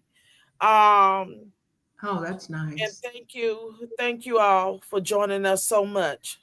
All right. Bye-bye. Exactly. Bye-bye.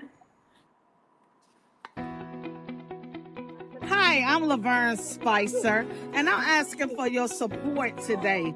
Thousands of Americans struggle to get food, and they wonder where their next meal is going to come from. But I'm here, been working with them for over 25 years to provide food to people that need it the most, right here at our community food bank. So today, I'm asking you for your support. Please provide a contribution to help make a real difference in our community and to help us feed people. And you can do it right here. Donate today on Cash App. And you will see the link above.